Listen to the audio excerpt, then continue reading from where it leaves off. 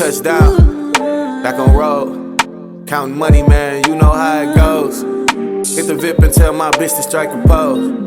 Hop in mode, hop in mode. Just touchdown, back on road. Counting money, man, you know how it goes. Hit the VIP and tell my bitch to strike a pose. Hop in mode, hop in mode. Coming to the Barcode Podcast. You already know, I'm your host, Q Bar. You know what I'm saying? Make sure y'all tune in, subscribe. I got a lot of content. But coming to the Barcode Podcast from Milwaukee, Wisconsin, two-time state champion at Dominican High School, Texas A&M alumni, Marquette University graduate, and we got the current pro, man, overseas. Y'all give it up for my little brother, Duane Wilson, man. Come on, man. What's going on? How you doing? I'm good. How you? Man, I'm doing good, bro. You know, I'm excited. Like I told you before, like I tell everybody, I'm excited about this, man, because a lot of people think because I'm in the hoop world that I know everything about Duane Wilson or whoever I interview, and I don't. You know what I'm saying? So, you know, I always, you know, set up, you know, my era, the era after me and before me, and just talk about, you know, how talented and how cold dude was, you know what I'm saying? And I always loved your game, man. And doing these, yeah, for sure. And doing these interviews, bro, you learn a lot. Like, I didn't know how close Harrington was until I interviewed him. A lot of people don't really know that. Yeah, that's fairly right. That's fam. That's what I'm saying. So I love this shit, and I appreciate you so much, bro. You know what I'm saying? Taking the time out, coming to the Barcode Podcast. And if you tuned in and subscribe, you already know what's about to happen, baby. True, false questions. Let me know when you're ready, fam. The first one, bro. A bite from a Brazilian wandering spider can cause an erection that can last up to 4 hours. So a Brazilian wandering spider can cause an erection that lasts up for 4 hours. So if you get bit by this motherfucker, it can cause an erection that can last for 4 hours. This true or false? True or false? True. Dog, it's true, dog. Ain't that crazy? That's what I say. It's a bunch of crazy shit out here, dog. You never know, for real. Yeah, exactly.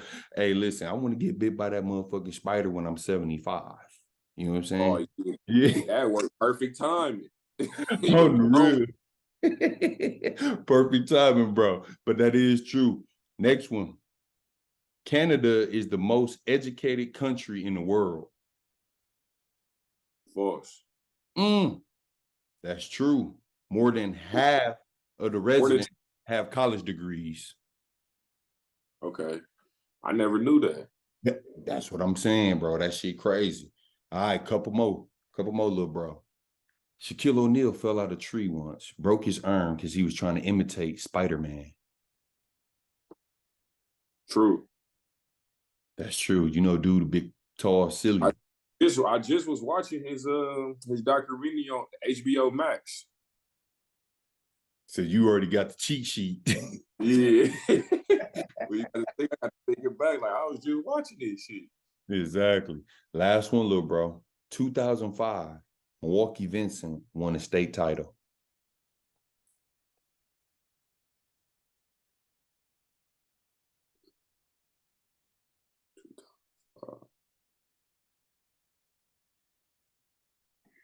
Well, hold on. What year pre-no graduated? Pre-04. That's true. Boss, I was. Y'all lost to Madison? Yeah, we lost to Madison Memorial. Y'all didn't trick the game, didn't y'all? We tricked my junior and senior year. Remember, my junior year was pre-senior year. Remember, we beat pre-them that year. We was on opposite sides. So we wound up being on the same side as Madison Memorial. Mind you, we used to party them in summer league. So we overtook them like, oh man, we about to have a rematch of the year. And they kicked their ass. King wound up winning it. As I said, I didn't remember all the little state championship games. I stayed watching them. If I wasn't going, I was watching them on TV. Yeah, I'm already knowing. But bro, Thank you for participating in the true false questions, man. Let's get into it. And I'm really excited to know this one, man, because you've been around a lot of basketball when you was younger. And I want to know who influenced you to play basketball. Man, I mean, first you could say pops. You know, my pops, he was already doing, the coaching. Like from I think when I was 4 or 5, they was swish. So Mhm. I'm traveling. I'm going to Vegas. Like I got still memories of going to Vegas with Swish when they had Mike Flowers. They had my uncle Justin, Al, Leaf, my cousin Jamil Jackson Wilson, and they was loaded. Even the older teams were like Ray Nixon. You got Geo. All them was they the older teams. Even when they went DTA, but Mhm. man, I just say my Uncle Justin, Al, and Leaf, because those the ones that I was seeing like up close and personal. And then with my Uncle Justin, at a point in time, we like kind of lived in the same house as them.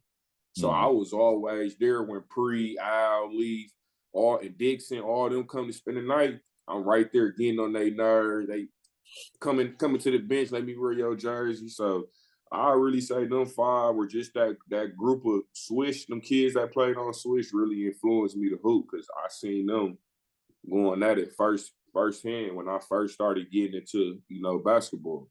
Yeah, for sure, dog. And I grew up, a little bit, a part of my life with Big Bark. If y'all don't know, that's his uncle, Justin.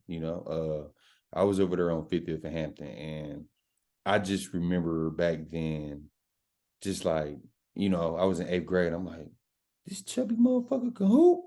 You know Uh, what I'm and saying? And can shoot, can pass, and all that shit. So if y'all don't know who he is, y'all know who Big Bark is. That's pre-best friend. You know what I'm saying? That's Wilson, Duane Wilson uncle. But like for you to bring up his name, it just brought back memories, dude. And all them guys that you was around though, very talented, successful very. peers, and did they thing in high school, the AAU circuit, and everything. And so, did you get a chance to play with your dad AAU?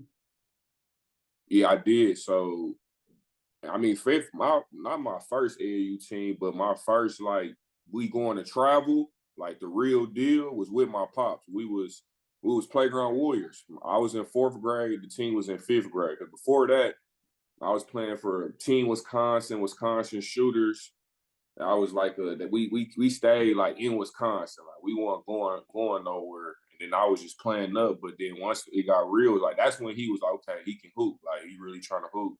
So then we went to playground when I was in 4th grade. So that was my first year playing on a real AU team, traveling, Nike gear, all that. So Yeah, exactly. Now, I know back then when guys played for their father for like either high school or AAU, we always, the outside looking in, we always looked at it as favoritism. When you thanks. were there, because we all know, if y'all don't know, Ike is his father. Ike, shout out to my boy Ike, that's my dog. When you playing for your dad, was it difficult for you playing for your pops though? Like, Right. It was way more difficult playing for my pops than throughout the other years. I had other coaches, but I started off with him.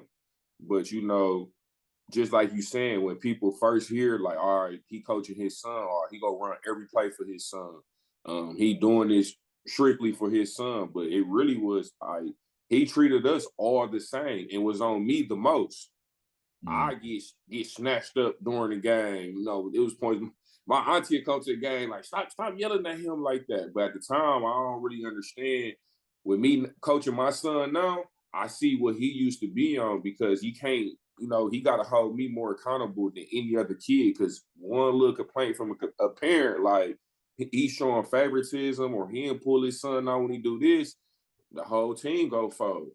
So, it was way more pressure having my pops coaching, but at the same time, it was like you also want to make your pops proud. So it's like every time you step out on the floor, you know, you out there trying to show your pops like I'm really like that pops. Like you invested all this time in me, and you know, really into all of us. You know what I'm saying? So every time I stepped out there, it's like I'm trying to make a point, and it's really just to my pops because all kids want to, you know, be in good eyes when it comes to their pops. Like, oh yeah, like proud of my son. Like at the end of the day, your dad gonna be proud of you regardless.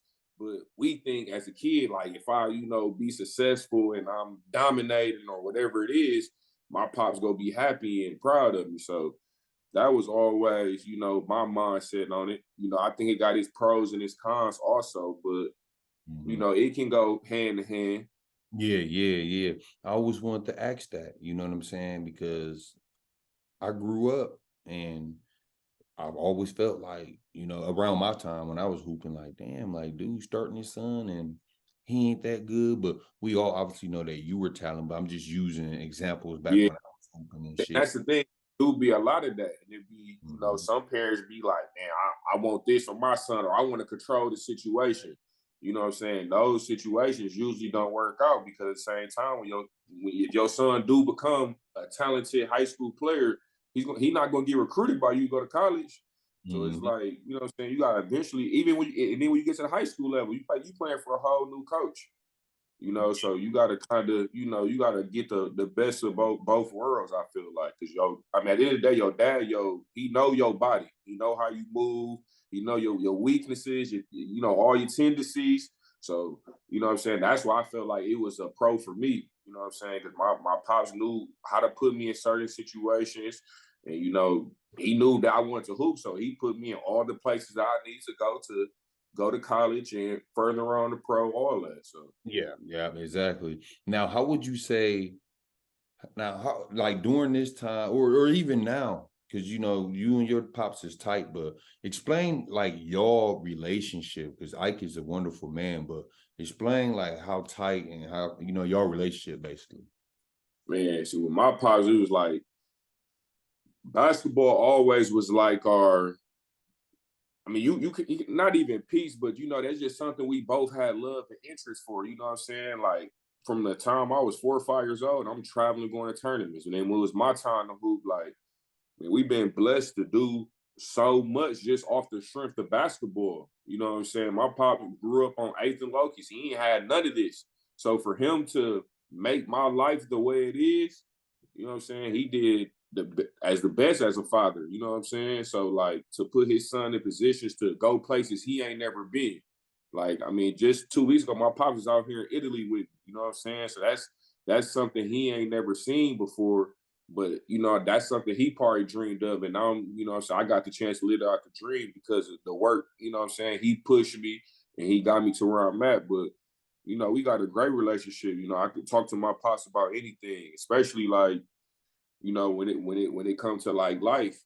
You know, pops always been around. I ain't never had to worry about my pops being absent.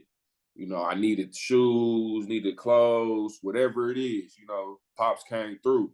And like, I mean, he did that for other kids that wasn't even, you know what I'm saying? Like I got plenty, you can say brothers just off the strength of my pops, you know what I'm saying? Looking out, that's how me and Carrington, you know what I'm saying, became close. So like my pops got a lot of like you call it like you know in a sense foster kids like he put them in and treat them just like me. So you know I really love that because that you know I got a younger brother, but at the same time I got a bunch of you know brothers that I call them now just from my pops keeping them under his wing. So you know stuff like that made me pay attention. Like family is important, or you know giving back because you know I'm a majority of the kids when we first started playing, like some of the kids are from Hillside, different projects and hoods. You know what I'm saying? And my pops going in their hood, picking them up. You know what I'm saying? Little stuff like that as a kid, it just made me respect them more and more.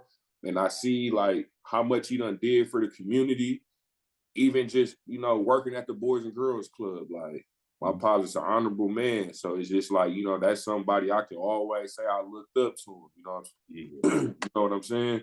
Hell yeah, Duane, dog. Like that shit, man. That shit dope, man. Like Ike is the original, and it's no knock to nobody else, but he's the original solid mentor. You feel what I'm saying? Like Yeah, we need to get them back. You know what I'm saying? We got a lot of a lot of mentors, you know what I'm saying? I ain't trying to knock nobody, but we got a lot of mentors out here, dog, who, okay, Dwayne Wilson, good. Okay, I want to coach him because I want to ride dude way, and he go to the NBA, he gonna take care of me. We got a lot of them type of mindset motherfuckers here. You know what I'm saying, versus, you know, like Carrington. You met Carrington at a young age, and he's still in contact. I still checking up on him, making sure his mental is straight and all that. That's what that shit about. You know what I'm saying? Funny. So now, you from the inner city of Milwaukee, Wisconsin, correct? Yep. What made you choose Dominican High School in Whitefish Bay? What's crazy is I did not want to go there. I did not. First off, I went to Brown Deer from I went to Brown Deer from first grade or K5, first grade all the way up until 8th. So at first I'm like, I want to go to Brown Deer. They coach was on some bullshit, telling me I'm gonna play JV. I'm playing summer league, killing on VAR. And it was another kid, Jay Shimmis. He turned out to be a pro football player. Great kid. Mm-hmm. He was kind of pushing, but choosing between both of us.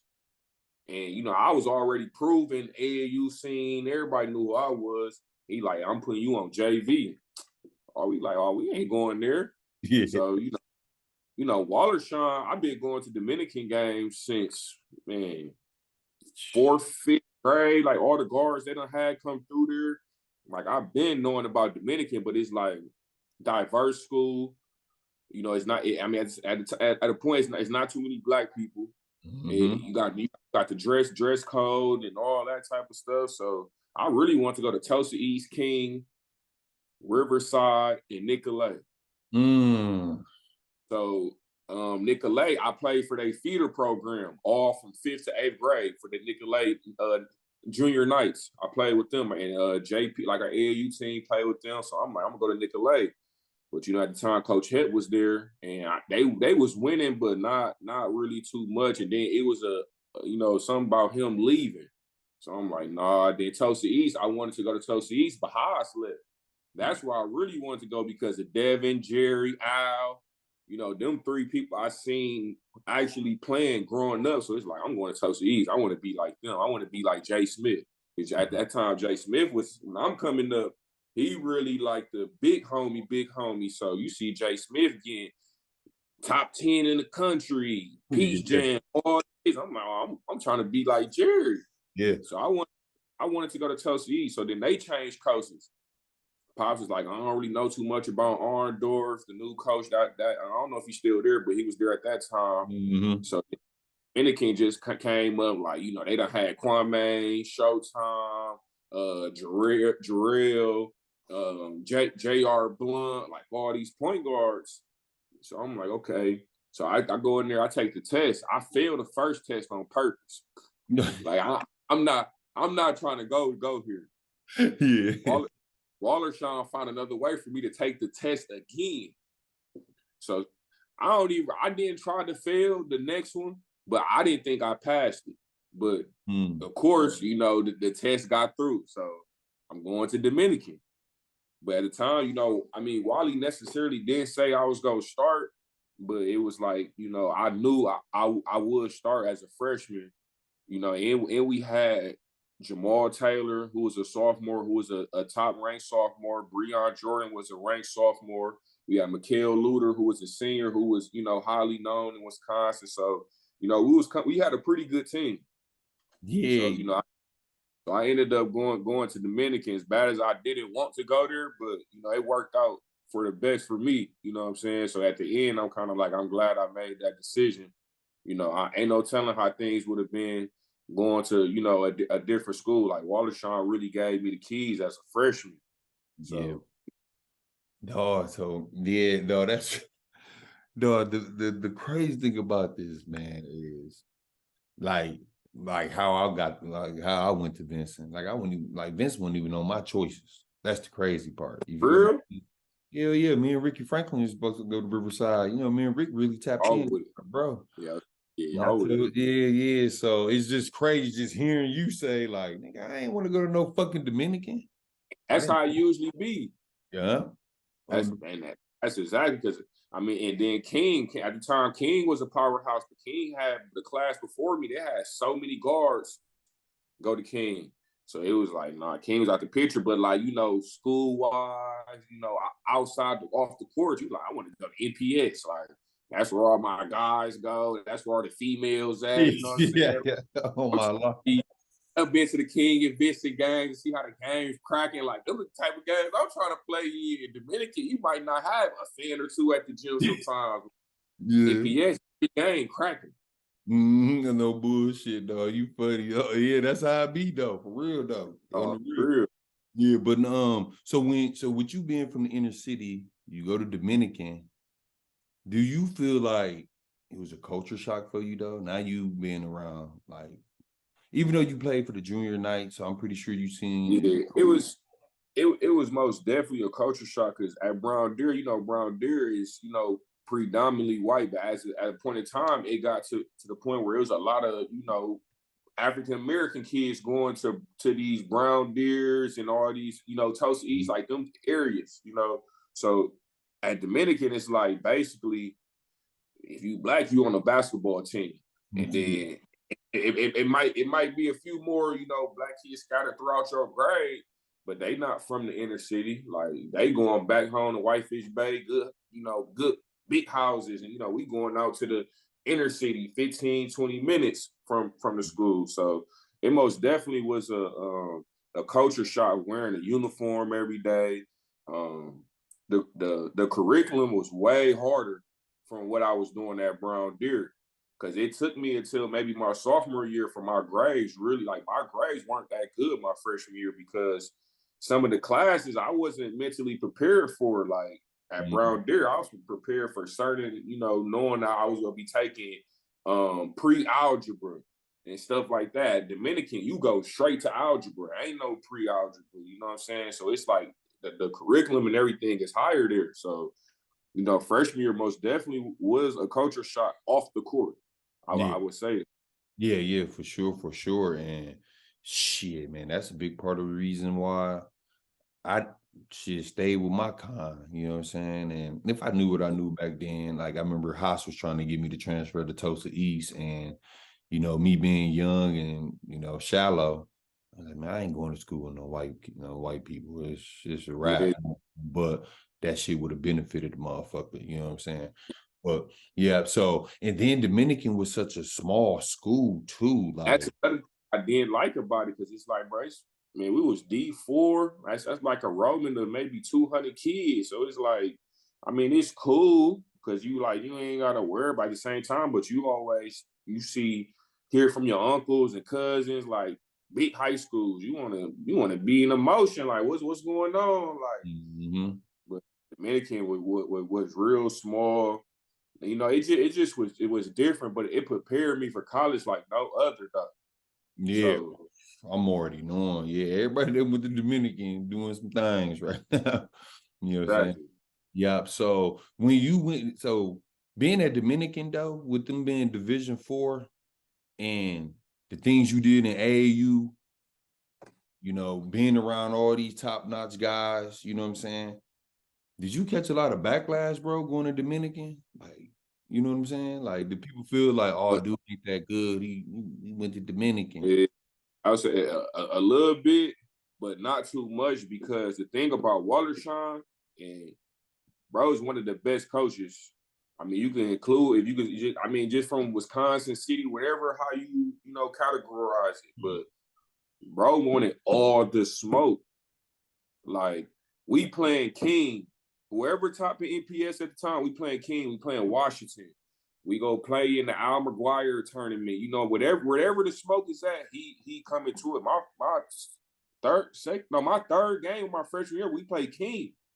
And it's one of the best King teams they had. They had Marcus Kirk, Big Silas, like they was loaded. We played them at South Division, my third game. Starting point guard. So it's like Wallershine, he knew that the Division IV conference, like even the conference schedule, only team we had that was good was St. Cat's. So he knew everything else, we was gonna blow them out. So he made sure to make non-conference super tough and competitive. So when people do try to, oh, you ain't playing nobody, shit, we done played the top 5 schools within the first, month and a half of the season. So it was like every single year, like we either playing teams out of town, so I don't think it was ever the question like, oh, he's just doing that because he at Dominican and the level of competition. You know what I'm saying? Because we always played the city schools or the top teams in Wisconsin, whoever it was, we went to go see them. And, them would be my biggest games. But then with Dominican, like, we actually had a team, though. Yeah. Like, it was, it wasn't recruitment, but if you was on Dominican, you pretty much got recruited to go there. Like, you had about 6, 7 dudes on that team that played AAU. Yeah. And then the rest was kids just, throughout the district and who just lived in that area. So, it was super competitive. Like I said, I had Jamal Taylor and Breon Jordan there. So, like, they play on the same level AAUs I play on. So every day I'm getting pushed by one of them. Yeah. So I never really received like the backlash of Dominicans not because you Division 4, you're not really playing nobody, because Dominican always was known, even when Ray T and Showtime, Kwame, like all the Dominican legends, that been through there, you know what I'm saying? Like they was playing at state every single year and playing against King or Vincent, whoever was the top dog. So yeah, I agree with that, because it's crazy how we back then, that's just how it was, even when I was playing Wilson. Tulsa East, like Dominican, we like, bro, y'all ain't the city conference, y'all, you know what I'm saying? And I always wanted to, as I got older though, and and I just started asking people the question, like, man, did you catch a lot of backlash from one of these schools? And like, some say yes, some say no, you know what I'm saying? So, but I do think that hurt, like, because J.R. Blount, he did wonderful there, bro, and he didn't get Mr. Basketball, but even though West was doing his thing, but JR had he had a real good chance, and I felt like his back was against the wall because he went to Dominican. You feel what I'm saying? So I could say, just like with because I feel like I should have got Mr. Basketball, but I think they gave it either to Luke or Bronson. I had a tough class, but I think if I was at like a King or a Tulsa, a D1 powerhouse, I'm for sure getting Mr. Basketball. They not gonna give it to somebody who's playing D3 or D4. You know what I'm saying? So like, I feel like, and what you saying that, now that I think about it, I can say that in that way, because I feel disrespected when I didn't get Mr. Basketball. Like I knew, Luke, great player, Bronson, great player, but they wasn't better, had a better senior year than me. Like, yeah. You know what I'm saying? So I just feel like, they are, Germantown, a Division 1 powerhouse, and like King, like if I went to a King or Tulsa East and I take them to state, we win state, I'm easily Mr. Basketball. Simple. I agree with you, bro. On the real, man, this shit about politics and all that crazy shit, man. That I try to stay away from. But yeah, so when you got that opportunity to start, as a freshman on varsity, how was you like how was your role? Like, was you comfortable? Was it fast for you, or or was you already just like ready for varsity? It took me one game. The first game we played against Catholic Memorial. I'll never forget. I had a donut. So hold on, like 0 points? 0 points. 0 points. And Catholic Memorial was a powerhouse. They had, was it TJ Bray? TJ Bray ended up playing at Princeton. He a known overseas player. And they had some more solid dudes. We played them first game. They all are juniors and seniors. The game was just so fast to me, but at the same time, everybody was saying, "Oh, he the best freshman." So, after that game, I'm in my head like, oh, they probably think he ain't that. Like he a lot of hype. We played Franklin the very next night. I go off for 25. Yeah. So it was like, I just really just had to get my feet wet. And, just like you said with my Uncle Justin, like he always put that battery in my back. Like confidence-wise, he instilled all that in me. Like, you a killer. Him and Al, like them two, like molded me in a way, like, cause my junior, senior year, Al coached me, but you know, they'd see the games and be like, "Oh, you bullshit. Get straight to the point. Call me after you bullshit. Pick your shit up." All they gotta say. Oh, okay. I don't, you know what I'm saying? You don't want to let them down, or they keep it 100. They tell you bullshitting. Oh yeah, next game I gotta go off. So I wouldn't say it was really pressure. Just I had to get the feel of it, and it's like I'm a freshman point guard. Like you starting freshman on any team, especially when you got older guys. The expectation, like you got to be at their level. Like you can't be out there turning that ball over or out there looking shaky. Like you got to figure that shit out. So, you know, I was glad Wally put me in the fire ASAP, like, throw you out there. We had Franklin, then we played King. So it's like, you know, King, they all up in your shit. They go talk crazy. Checking and shit, all type of shit. Pressing the whole game. And it was crazy is I was the only ball handler that game. Jamal got hurt, and Breon had got into it with Mikhail. They was about to fight, so Wally benched Breon. So I'm the only ball handler against King. I'm tearing they press up. They doing that cool running jump press. I'm killing that press, but it was just like every game, it was just I was getting better and better and better. Like you would just see, like, oh, he wasn't doing this last game, but this game he doing it. It was just like every time I just stepped on the court, my game just elevated. And that's just from watching film, staying in the gym. So, you know, it started just to become easy. Like, of course, I had my freshman, you know, ups and downs, roller coasters. Every freshman have, but, you know, I feel like my freshman year, like I did, you know, and I was coming off an injury too. I ain't even get to play AAU that summer prior. I had knee surgery in 8th grade. So I coming right into high school. My body I'm not even healthy. You know what I'm saying? So like my athleticism really wasn't there all the way. So, you know, freshman year, I mean, it was I think that was a good stepping stone for me coming into high school. Yeah, for sure. And I want to ask you this shit too, Duane. Did you ever break your right arm before? Or your wrist or anything? I asked that because, man, your left hand, like you would think you would left-handed, you know, from walking in the gym. Arm, but I think it was my left arm. I had to ask. I was like 4 or 5 years old. I had a cast. I don't know. It might have been my right arm, but the thing is, my great grandma used to always make me write with I'm left-handed when I write. Okay. So I'm ambidextrous. So my grandma used to always make me try to do stuff left-handed. Like I eat left-handed. You know what I'm saying? I just played basketball right-handed, but it's just I always got that tendency. Like even, you know, if I cross over, I'm going right to left. And I'm always going left. If I'm going to pull up, I'm going left. I'm going to dunk on you, I'm going left. It just was something that was, I don't know, it got to be genetic because my son do the same shit.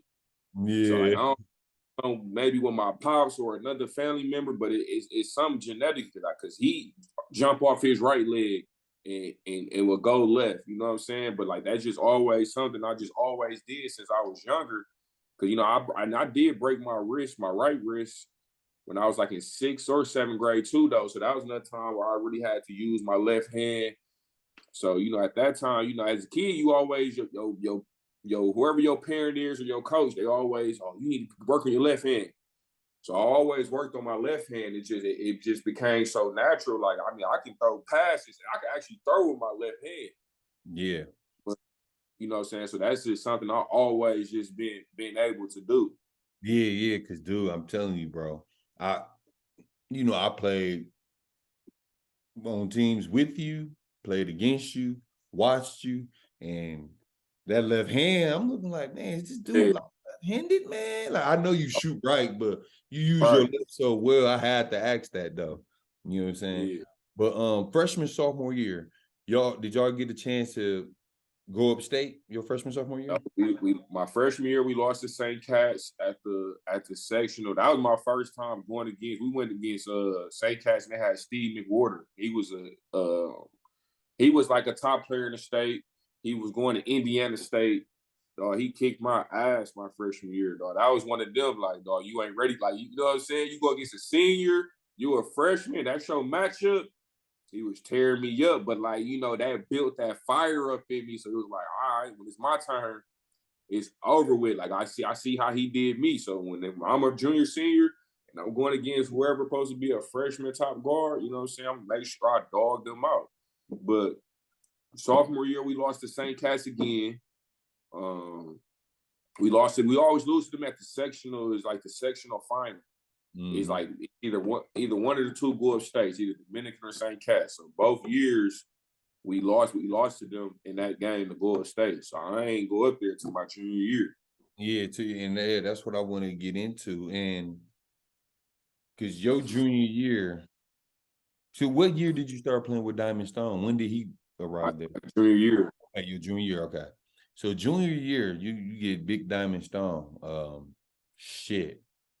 Beast, tall as fuck.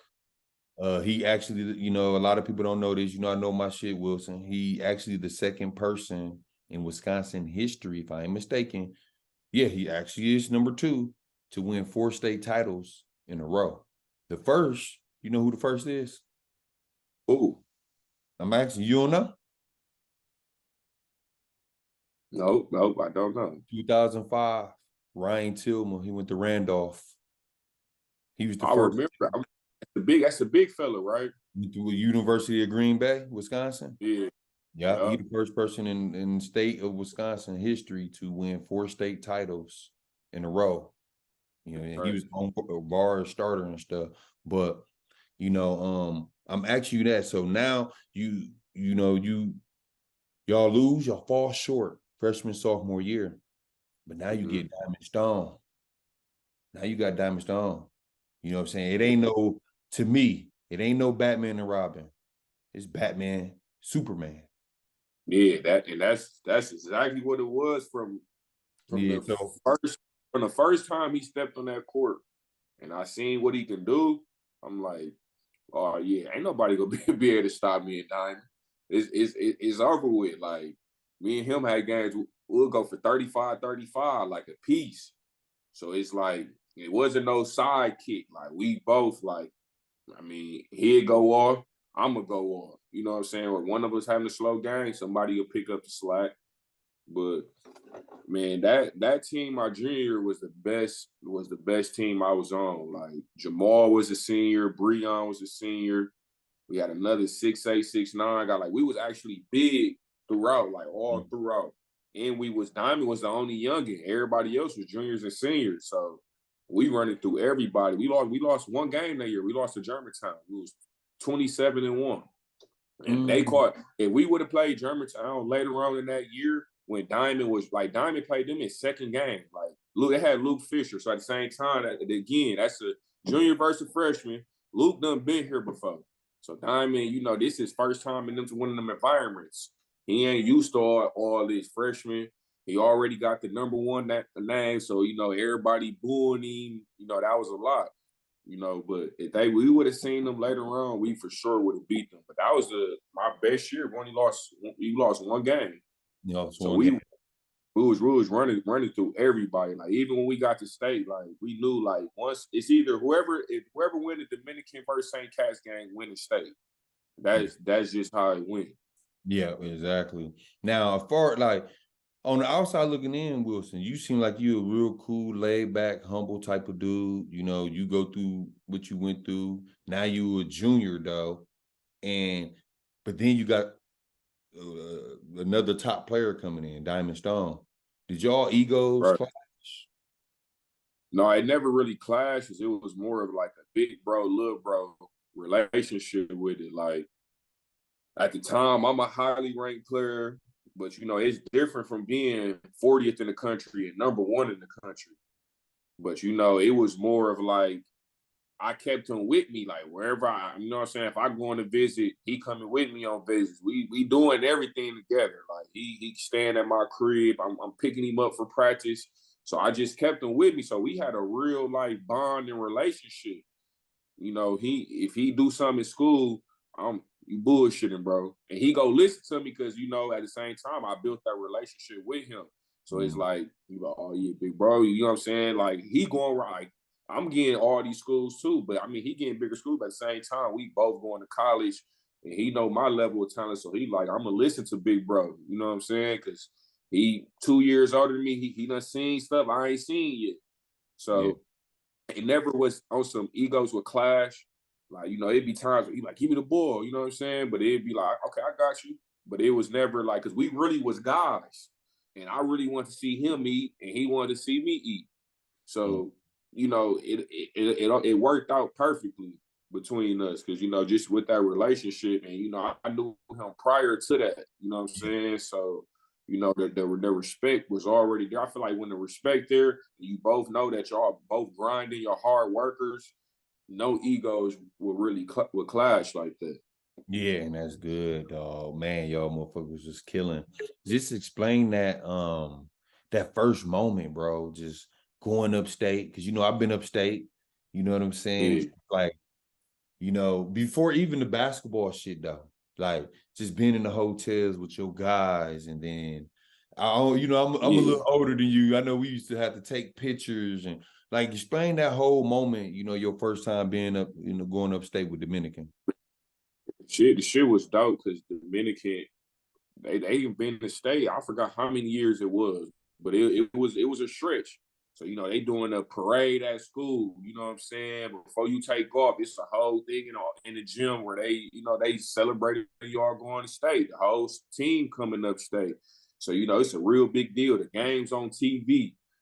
You know what I'm saying? So the whole state of Wisconsin is watching you. You know what I'm saying? So you want to put on your best show. You want to show out in them games. So like it was very special holding that gold ball, seeing like, you know, like I told y'all before, like Pre and Al was like the first two people I ever seen hoop. When people ask me my favorite players, I don't name NBA players. I name Pre, Al, people that I seen up close in person that made me want to hoop as a kid. Them was two, they won gold balls. You know what I'm saying? So I always hear them talking about how I feel to go upstate. I remember when Al won it, we was up there. You know what I'm saying? So like I remember seeing him hold that gold ball. So like I knew when it was my turn, I'm like, bro, I can't come up here and lose. And I just know you just hear stories about people that was this close to get. You know what I'm saying? And you know, like that winning the state championship holds some weight. 20, like I mean, how many years it's been since you've been in high school? Like the people who have won state like that, it means something. You know, you won, especially Wisconsin. You know, it's a basketball state. So, you know, your name forever in record books. Some pictures always gonna be up. So that first one was the most special one for me. Well, no, I wouldn't say it actually wasn't the most special one. I say the second one was, but the first one, you know, it was great to feel that. Like you wanted more when you get it. Yeah, I can agree. But I gotta correct you on two things, little bro. One, I fell short. I'm a runner-up. Junior, senior year, I ain't. That's what I thought about. Al beat Vincent, but Al, you got the jewelry. Me and Al are just runner-ups. Oh yeah, Al Joe did get one, but they beat Boo now. You remember that? They beat Boo and his Grim. sophomore year. Was that his sophomore year? That was his junior year. Or hold on, no, you're right. His sophomore year. It was a freshman because I remember his junior year. Yeah, his I remember his. sophomore. Yeah. No, but no, I know what you meant though, little bro. I'll just be having people tune in and be like, man, hold on, bro. Al won one. Now I gotta go hear this whole spiel.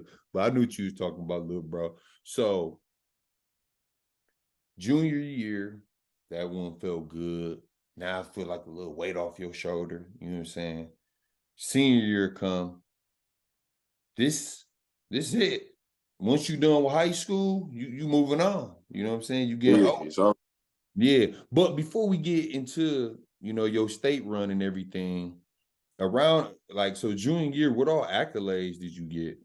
Like, you know, awards and stuff. Did you get first team, second team, player of the, you know, conference or you know? For sure. It was, man, I really can't remember off the top of my head. I know junior year. What's the pick that the top city players? I remember it was me, JP, Jake Showalter, Looney. I seen that. Jordan out. Is that the guy that went to Washington? Because I think I seen you. No. I think I seen It was you. JP. Oh, okay. Zach Showalter, Jordan Faust went to St. Cat's, and it was Looney. Looney was in that picture because Looney was a sophomore. Yeah, it was Looney. Looney. Yeah, and then the coach Showalter was there. Yeah, The coach Showalter was there. Yeah, that was Looney. So I know I was that. I think I might have been conference player of the year. I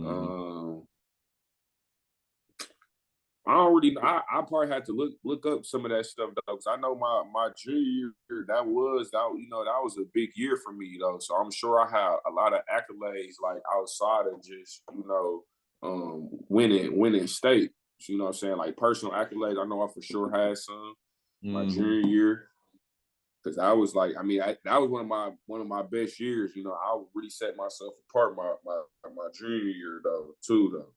So yeah. Senior year, who was trying to come at y'all? I want to say who was trying to come at you. Like this your senior year, you know, you on your way out the door. What players was out here like trying to come at your shit, trolling? Who held some good, or you was running through shit, but who played good defense on you, or who was trying to run at you? I know it had to be somebody your senior year.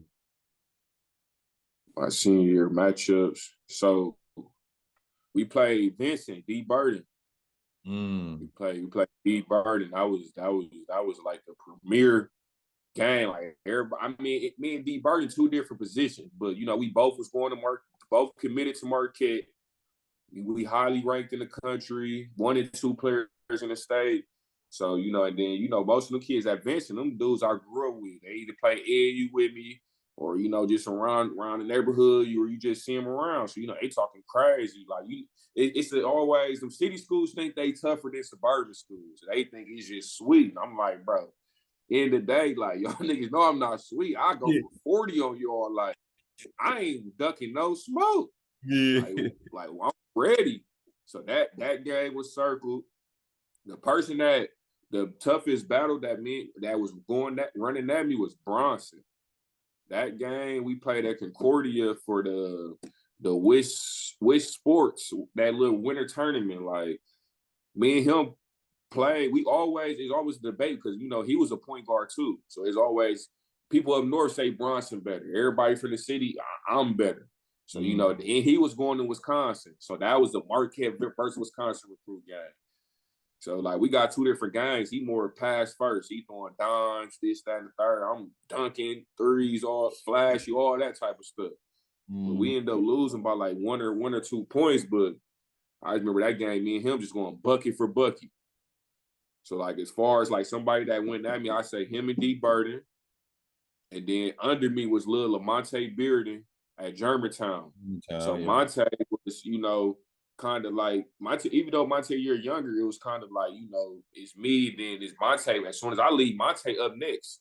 He the best guard, regardless of class. You know what I'm saying? Once I leave that motherfucker, so you know, Monte had game. So, you know, we going bucket for bucket. You know, I've been playing against Monte since we was youngin'. So he a highly recruited kid too. So like that was another matchup.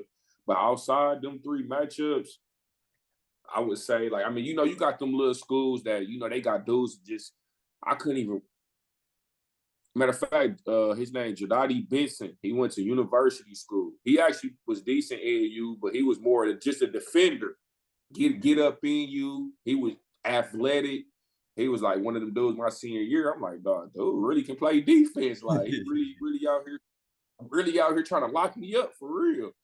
But I had a few of those, but most of the time I was running through everything like 40 and shit. I'm already knowing. Yeah. So what made senior year gold ball so special for you? Man, gold ball so special because for one, I think this was the year Al was on the staff. Because I don't think Al was on the Dominican staff my junior year. I gotta go back. I just remember my senior year, he just was like, you gotta get this motherfucker D. You know, I'll be talking. You gotta get this. You gotta get this motherfucker D. You can't let me down, motherfucker. So I'll own me. I'm like, I gotta bring this home. Man. And then my mom was diagnosed with breast cancer my senior year.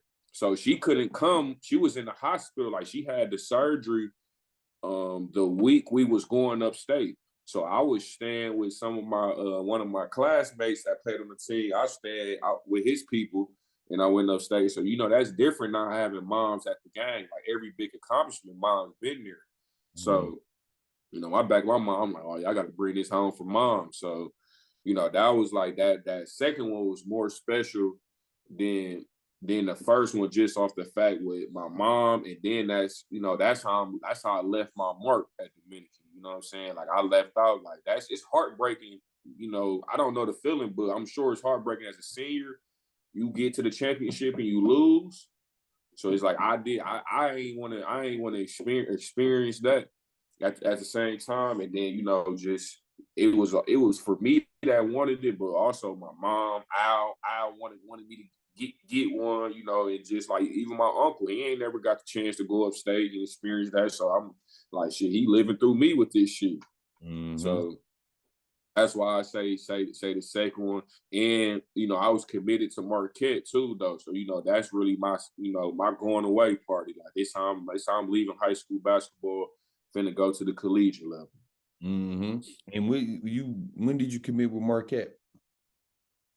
After the first championship. So that's my pops was like, I knew I wanted to commit to Marquette my junior year in like February. He was like, if you win the gold ball, I'll let you commit. So once I won, he like, shoot, you can do whatever you want to do. I said the press conference like a week after we won the gold ball, and then I committed to Marquette. I wanted to get it out the way. I ain't even want to go through that AAU season dealing with the whole college stuff. I just wanted to did it and just hoop freely. Yeah, exactly. Now, what all schools did you have offering you before committing with Marquette? Did you have a lot of schools? I had like 15, 20 offers, but my top five when it came to the decision, it was Marquette, Memphis, Tennessee,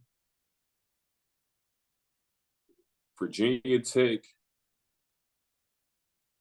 and Missouri. And really the top three was Marquette, Memphis, Missouri. That's what I cut it down to three.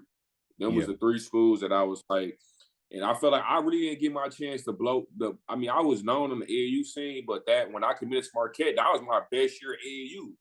So like if I ain't commit to Marquette, I would have had the Kentuckys, UCLA's, and all the big dogs. Like I would have had them if I just didn't commit to Marquette, but I committed early. So that was my top three. Yep. Marquette, Memphis, and Mizzou was my top three. Damn. So you commit early, and what would you say your junior or senior year was better? What you think? As far as like you individually playing and stuff. Senior year. So senior year, I had a few 40-point games. So you think if you don't commit early to Marquette and you wait, let's just say you wait, right? After your senior year, you still won a state title. You had all them 40 balls, right? And you popping, you hot. You feel like you would have got them, like you just said earlier? You think you would have got all that? I for sure would have had them because, at the time, like when I first committed, Arizona was just now coming to the picture. Nova, like, you know what I'm saying? They just was, they knew about me, but, really, most kids don't really get a bunch of offers until that junior year at AAU for real. Because when they come see you on that circuit, we playing EYBL. So, like, I'm having 40-point games against, some of the top players in the country in front of them. They like, what the fuck is that? He committed to Marquette already, but it was like, you would hear stuff like, man, you need to commit right now. What you finna get 4-5 offers from here? I'm like, I'm cool. I could have jumped Arizona. Like, I had them ready for me. West Coast, certain schools, depending on where the coach is from, they recruit heavy in certain areas. So Arizona really not coming to Milwaukee or recruiting Milwaukee kids unless you really that. Like Looney, Diamond, Deontay, and then Big Mike, the younger kids like Jordan, Tyler, like they, Tyler and them didn't get Arizona until they junior year at the AAU. Like, so when you get Arizona, Kentucky, Duke, Nova, Carolina, like them type of schools, them big dogs, like, and it take a minute. It take a minute to get them versus the Marquettes and the Memphis. Like, you can get them freshman, sophomore year, Yeah. early. Yeah. But like once you get, you really putting in work. Once you get to hearing from them, and I was committed to Marquette. Yeah, that's from Arizona, and you and like telling me like, man, you decommit. You know what I'm saying? We ready. Like, what up? Yeah, but nigga, Marquette always been a great program too, though. So And that's you went to the Big East, bro. Like, you feel what I'm saying? Exactly. So exactly, and that's why I was budging on none of this shit, because it's like Marquette and the Big East at the time they was Elite Eight. They went Elite Eight twice before I got there. So I'm like, shit, you go to Elite Eight twice, you then they're bound to touch Final Four in the next, in them next coming years, especially the way Buzz was recruiting. yeah, So, yeah. That was the main reason of choosing Marquette. Just them being in the Big East, they playing on ESPN every week. Buzz was a great coach. They already was getting Wisconsin kids to go there. And it's like, at time, like Buzz was treating that like that's a city school. Like it's all brothers on the team. You know what I'm saying? You want to go play with some guns, like let's go strap up and be ready for war. So, it's like everybody kind of wanted to go to Marquette at that time. So, and then especially seeing Deontay was the first one to commit. When I seen him, I'm like, Deontay ain't never played together, but everybody always wanted to see me and D Burden, like even on the AAU stuff, because we was always the top two from the city. Like from the time me and him was like in 5th, 6th grade, me and him been like the top dog. So the situation made sense at that time. Yeah.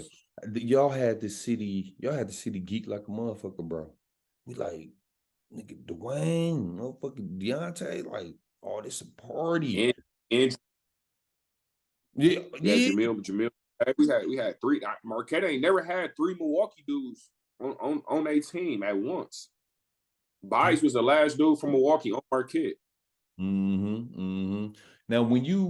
Now Buzz, I feel like Buzz was a good coach, but seeing you play in high school and playing at Marquette, when you incoming freshman, season about to get started or whatever, did you feel like comfortable? Were you excited, or did you have any doubts when the season started, or you were still I wasn't even, bro.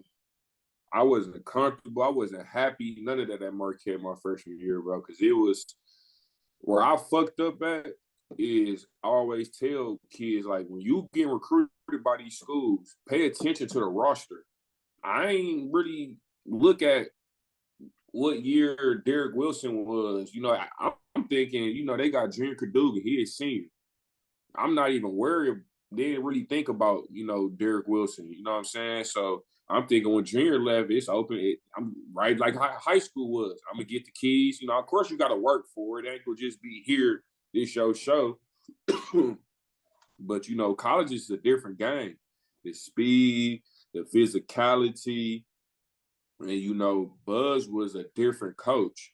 I'm thinking, you go to college, you go learn, you go work on individual skills. He was big on mental toughness. So we doing a lot of running and a lot of stuff that's just not basketball. Stuff that didn't make sense to me at 18. Like, why are we doing this? Like, this not getting me to the league. This ain't what I signed up for. Or what other freshmen at different schools doing. Like, shit, I should be working on. At the time, I feel like my ball handling wasn't the best when I was coming in. So I feel like that summer when I was at school, we should have been working on my ball handling. We just running like crazy. I ain't gonna say slave, but we just running crazy, man. Like, all we doing is running for 3 months straight. Like, I don't think none of the freshmen at Marquette was really happy with, what we was doing. And then, I got hurt at the time, and it was from the boot camp and the excessive running that we was doing, which caused me to have a stretch fracture in my leg my freshman year, where I sat out the first 3 months. So I mean, soon as the season started, when we got cleared to first week of practice, I got hurt. So it's tough getting hurt as a freshman. You ain't, you know what I'm saying? You go miss the first game, you out for 3 months. So mentally, I was in a different space, coming into college, and it wasn't what you planned of how it was gonna go when you was signing that letter of intent and you was talking to them coaches. You know what I'm saying? It was a totally different ball game. Yeah. Damn. So you get hurt and you feeling like all doubtful and shit. Why you ain't transfer right away? Man, I ain't transfer right away because at the time, I wanted to get my injury healed and just kind of play the situation because it's too soon. Some freshmen go through where they might not play until December and they get to killing, or when they get to conference play, shit start to come along for them. So I want to see how it be when I come back from the injury. So I came back in like December. And the first guy I came back to play Wisconsin. He told me, like, I ain't gonna throw you out there your first game against Wisconsin. Wisconsin was like top 15, 20 at that time, I think, too. So we had another game against like some mid-major, a blowout win. And I'm not expecting to be playing 20, 25 minutes, but I'm expecting to get out there and get my feet wet. He subbed in a walk-in instead of subbing me in after he told me earlier that day that I'd be prepared to play. So in my mind, I'm geeked. It's my first game. I'm ready to play my first college game.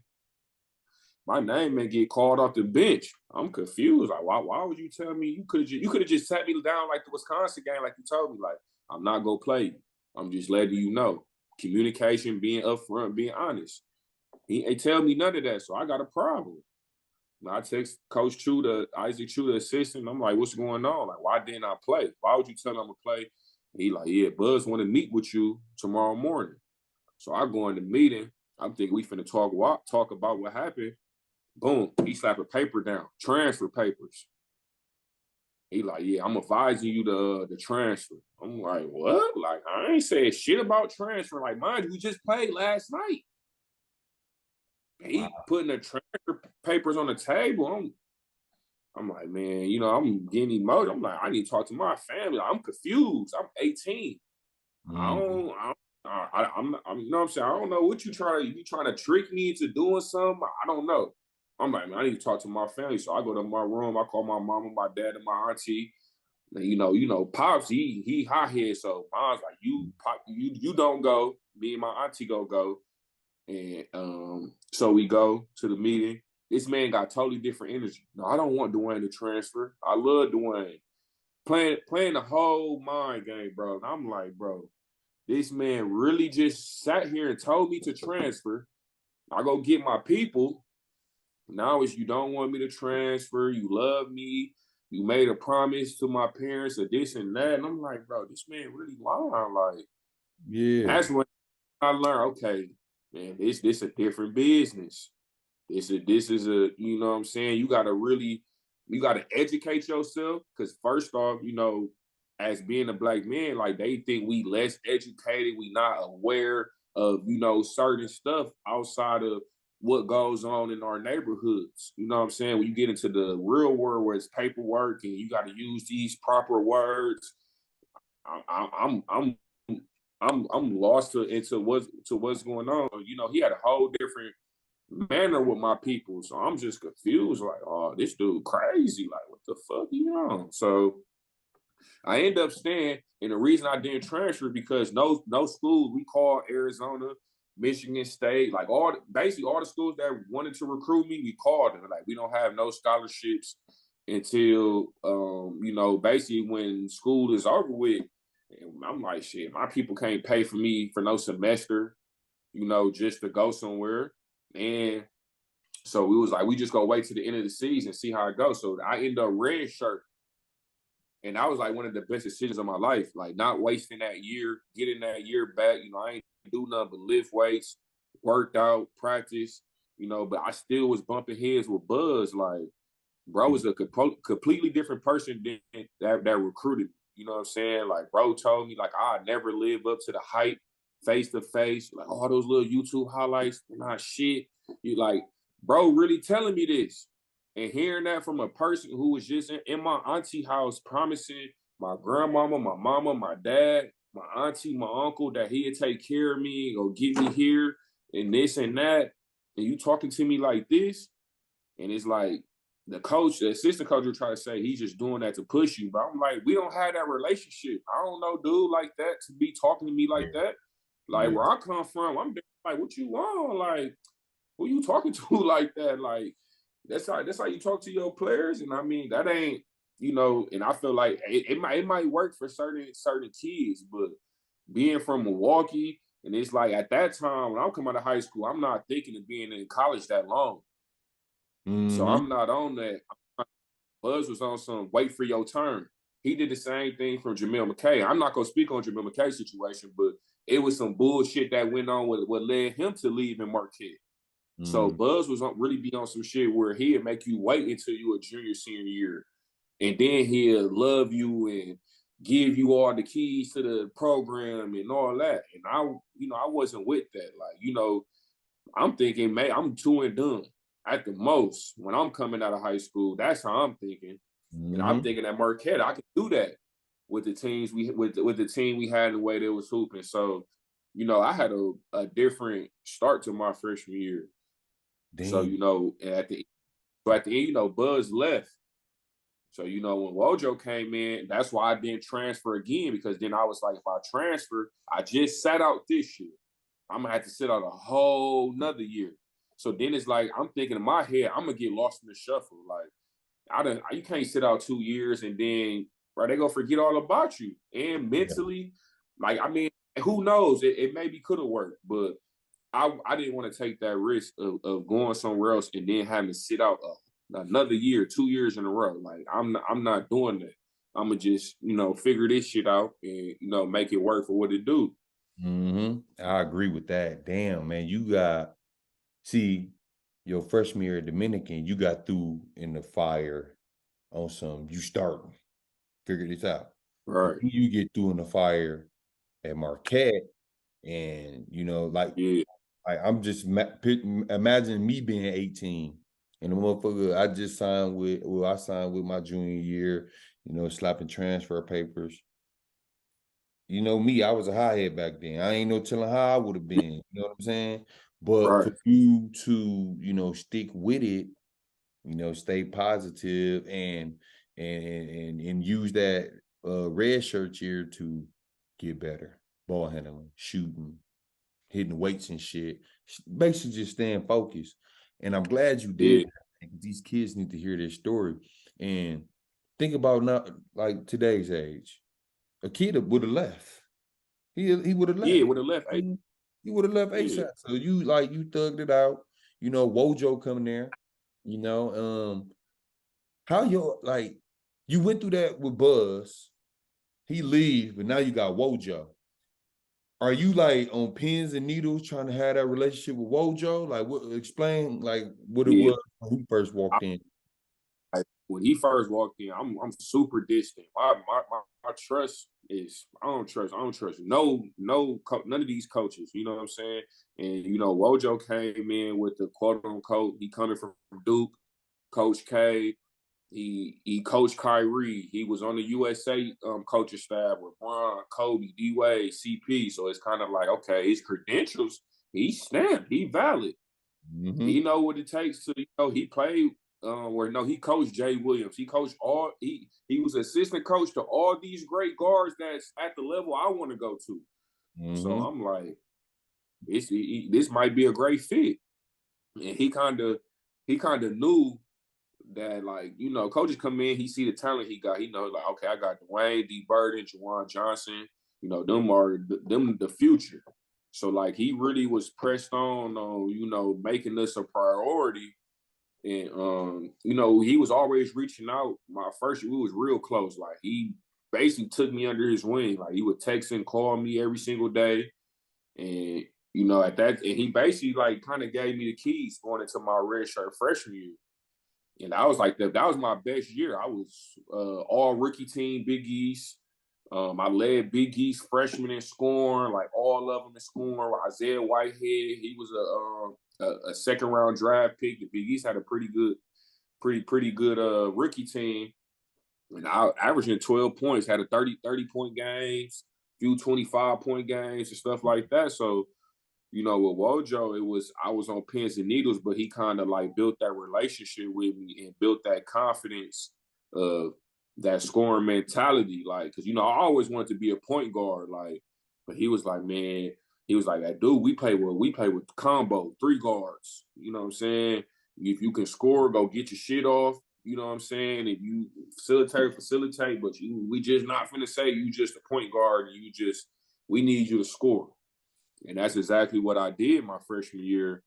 So going into my sophomore year, it was a lot of hype with me. I was breaking all the records D-Wade and Dominique James was having as a freshman at Marquette, these scoring records and stuff like that. So, it was big expectations for me my red shirt sophomore year. And a lot of people don't know, I went through so many injuries, just nicks and bruises. So my sophomore year, I'm coming in, I'm dealing with shin splits. I don't know if you had it or if the listeners done had it before. Like me, I'm above the rim player. I'm going to dunk on you, all that. I can't do none of that my whole sophomore year. So, my sophomore year stats basically was the same. Like literally, like spitting image. I averaged the same amount of points. My 3-point percentage might be a little bit better or whatnot, but my role kind of declined and went from a starting player to 6-man, and it was just like, I just couldn't. I wasn't just healthy. I wasn't myself, and then he kind of. It was an issue. At the beginning of my sophomore year, when we played Ben Simmons, and I got hurt in a practice that we lost to Iowa by like 30 at home. So when you lose the next day, practice is hell. So we had practice going at it, and I stepped on somebody's foot, tweaked my ankle real bad. I'm in the booth on our way to New York to go play Ben Simmons. He takes me out the starting lineup, me and Duane though. But I'm thinking, like, you're not taking me out for injury because you took Duane out. You took us out on some you upset or whatever, you trying to prove a point. So during the game, they said that me and Duane was sitting out for disciplinary reasons. So my mama asked me, like, what you do? I'm like, I ain't do nothing. I was just in the booth. And she was like, they was on ESPN saying that you and Duane was coming off the bench for disciplinary reasons, and everybody confused, like, what? I ain't getting in trouble. And like, I don't know what his intentions was, but after that, I came off the bench the rest of the year. But mind you, I was pretty much MVP of that tournament. We beat Ben Simmons and we beat Arizona State. I was averaging like 17 in the tournament. MVP coming off the bench. That continued the whole year. And basically, I just turned into a 6-man. So, like, in my head, I'm thinking he was kind of prepping me for the next year because he knew he had Marcus Howard, Sam Hauser, and he was going to get a bunch of, new players. Like my junior year, my redshirt junior year, we had like almost a 10-man rotation. My first 2 years, I was playing 30 minutes. My junior year, we really just was loaded. We had a lot of talent from 1 through 14. We loaded. I went from being that guy to the 10th, 11th man on the team, bro. I was playing 30 minutes a game. I went down to 10 minutes. No explanation, though. It wasn't like, and I'm fully healthy. It's probably the best my body done been. I'm strong. I'm 21. I'm like coming into a man. I had a good summer. Workouts was good. Got better. But the confidence wasn't there all the way because I kind of seen how he was trying to push me to the side my sophomore year. You kind of, they call it the sophomore slump. So since I had a sophomore slump because usually after you have a big freshman year, you supposed to your average everything go up by 2-3% or points, whatever the case may be. But mine stayed the same. So my junior year, I had a chip on my shoulder. Like I'm trying to, get to that 15 points a game, 14, making that step in. I'm at the bottom of the rotation.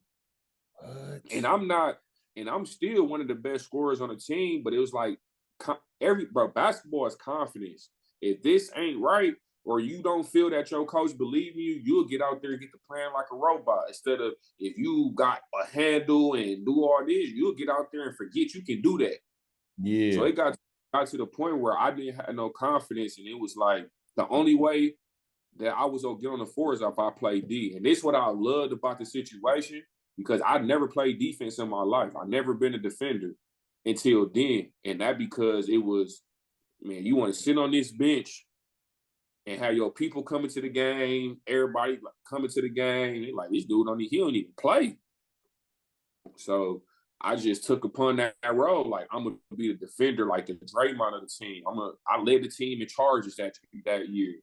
Anytime, like he'll literally start me in games just to hold the opposing team, best player.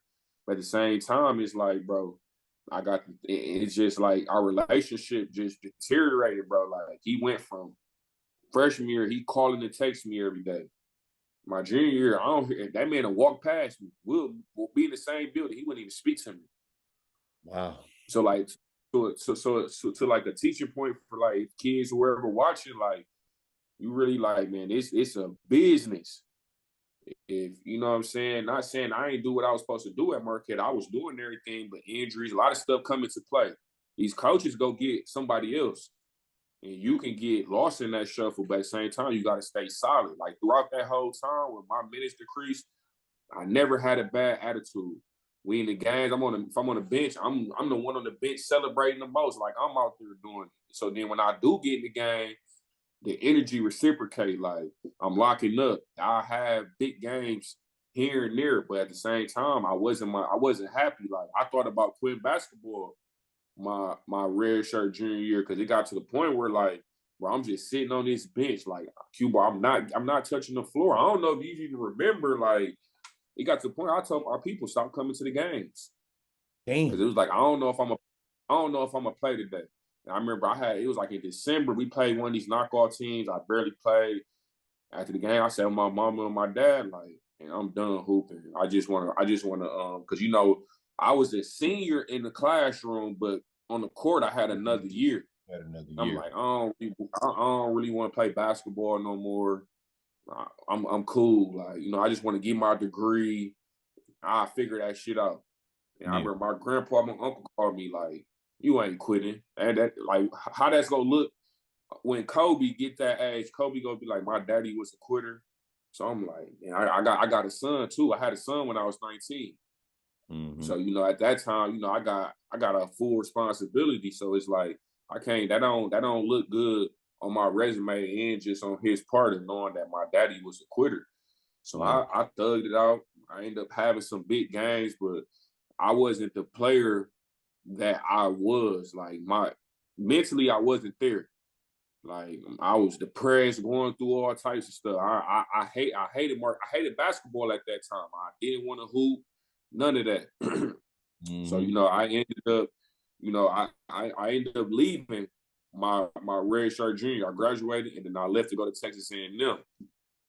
But it was just like I needed a fresh start. Like I couldn't do it. That shit at Marquette, like it honestly like broke me in a way. Like I don't regret nothing, but if I could do it all again, I wouldn't have went to Marquette. Like that shit, like in a sense, it didn't fuck me up, but I feel like I could have got a lot more. You know what I'm saying? Like I went through some stuff. Like I got some good out of it for sure. Like not even being humble, but just being able to fight through adversity. You know what I'm saying? Like that was some real like adversity shit that I was going through. And most people would have folded, would have been on the bench with a bad attitude, being bad character guys. And it's like when I left, they couldn't say nothing but good stuff about me because they like, he come to practice every day, work hard. He's still a great teammate. Like all the moping and stuff I would do, I'd do that in the room behind closed doors. I never show them like, oh yeah, they get that. We in his head, or we got him right where we wanted them. Like, I come in there smiling every single day because that's just how I was raised. That's just, I feel like that's just being from Milwaukee in that tough inner city. Like, you know what I'm saying? We might go through a little moment where we kind of like, I don't know if I want to do this no more. But we go, you know what I'm saying, you go find a way and figure it out. You know what I'm saying, and thug through it. Yeah, for sure, for sure. Because I remember that time when Wojo did come to Marquette, and we all knew on the outside, like, oh damn, dude, we was just at Duke with Coach K and everything, and it was going around that he was bringing in all his recruits and like all that type of shit. Yeah. Around that time, that didn't cross your head, like, damn, new coach just came from Duke. I know you had to hear, Wayne, you from the city. You know what I'm Because saying? when he first came, we only had 8 dudes, and he was an assistant, so he didn't have no recruits. And we played with 8 dudes, because Deontay ended up transferring that first year with Wojo. So he ain't bring no recruits in Oh, until 2015 when he brought in Harry Ellison. He brought in like five or six. They had a top recruiting class. That was his first recruiting class. And that's when I kind of peaked it. He kind of played the kid Hanif Cheatham over me. Like at first, I was a starting point guard, and then that's when I got to being on the bench. But he yeah. made promises to his kid parents. So I'm gonna do this and that for him, and that's his recruit. I'm just here. Like, 3 of us basically we like the adopted kids. So, you know what I'm saying? Like, we just was here when you got here. But these kids, you sat in their living rooms with their parents and persuaded them to trust you with their kid for 4 years. You know what I'm Yeah, saying? yeah. I feel like your loyalty, they gonna say it's not favoritism or whatever the case may be, but your loyalty is gonna be to the parents you really sat down with. You know what I'm saying? So Mm-hmm. like, yeah, I for sure was peeping that, but then again, I'm in that situation where if I transfer, I'm not trying to sit out. Oh, no Like, year. Yeah, yeah. like now they can just up and just transfer and go play. That's crazy. Yeah. This shit was like that when I was in them situations, because I for sure would have did that. Like, these college coaches can leave and go coach right away. They ain't got to sit out. Players, when we was coming through, you know what I'm saying, you got to sit out for a whole year, and like, man, that's tough, especially if you go to a school out of state. Like, Yeah, I wasn't, really trying to go through that. yeah, But exactly. Yeah. So, but besides that, though, like I know you said you turned yourself into a defender. Like as far as winning all them awards, that shit started trickling down, huh? Like when, like, yeah, it year. was more like the thing that I would get though that I loved about it. It was just like the fans loved me because they understood this. They knew what was going on. You know what I'm saying? They like, how he just go from I'm hitting big time shots in the Bradley Center, 30 points. Like, how you go from 30 points a game? These the same teams. He got older. Like, he just don't. It's just not normal for that to a 30-minute player to go to 10 minutes a game. That's not normal. You know what I'm saying? And it's like when I do get in the game, I'm efficient as hell. Like, I'm still doing what I was doing before. It's just in limited minutes. And after a while, it fucked with your confidence to the point where every time you get the ball, you looking to see if he finna sub you or some shit. You know what I'm saying? So that fuck with your head. So the fans would even be times the fans would be saying little shit like, put Duane in the game. Or when I get in the game, the whole stadium go crazy. So it was just like little shit like that, like kept me going. Like my senior year, well, redshirt junior senior year, we beat Nova, the #1 team in the country at the time, at the Bradley Center. So they stormed the floor. That's like the most, monumental moment in my 5 years of being in college. Like beating the #1 team on national TV. I had one of the biggest games, some big plays in a key stretch. You standing on the thing like on Michael Jordan, all the fans going Yeah. crazy. Like, it was stuff like that, that worked out in that situation, that worked out in my favor just because I stayed down. I ain't give up. I ain't switch up. I just stayed with it, kept my head high, and doors started opening for me. At the end of the day, like, man, it don't rain forever. You know what I'm saying? Like, the sunshine go come. So Yeah. I just was like, I'm gonna stick with it. And everything started to work out in my favor though, at the end of the day. So Yeah, for sure. So how did Texas A&M come about? Like what?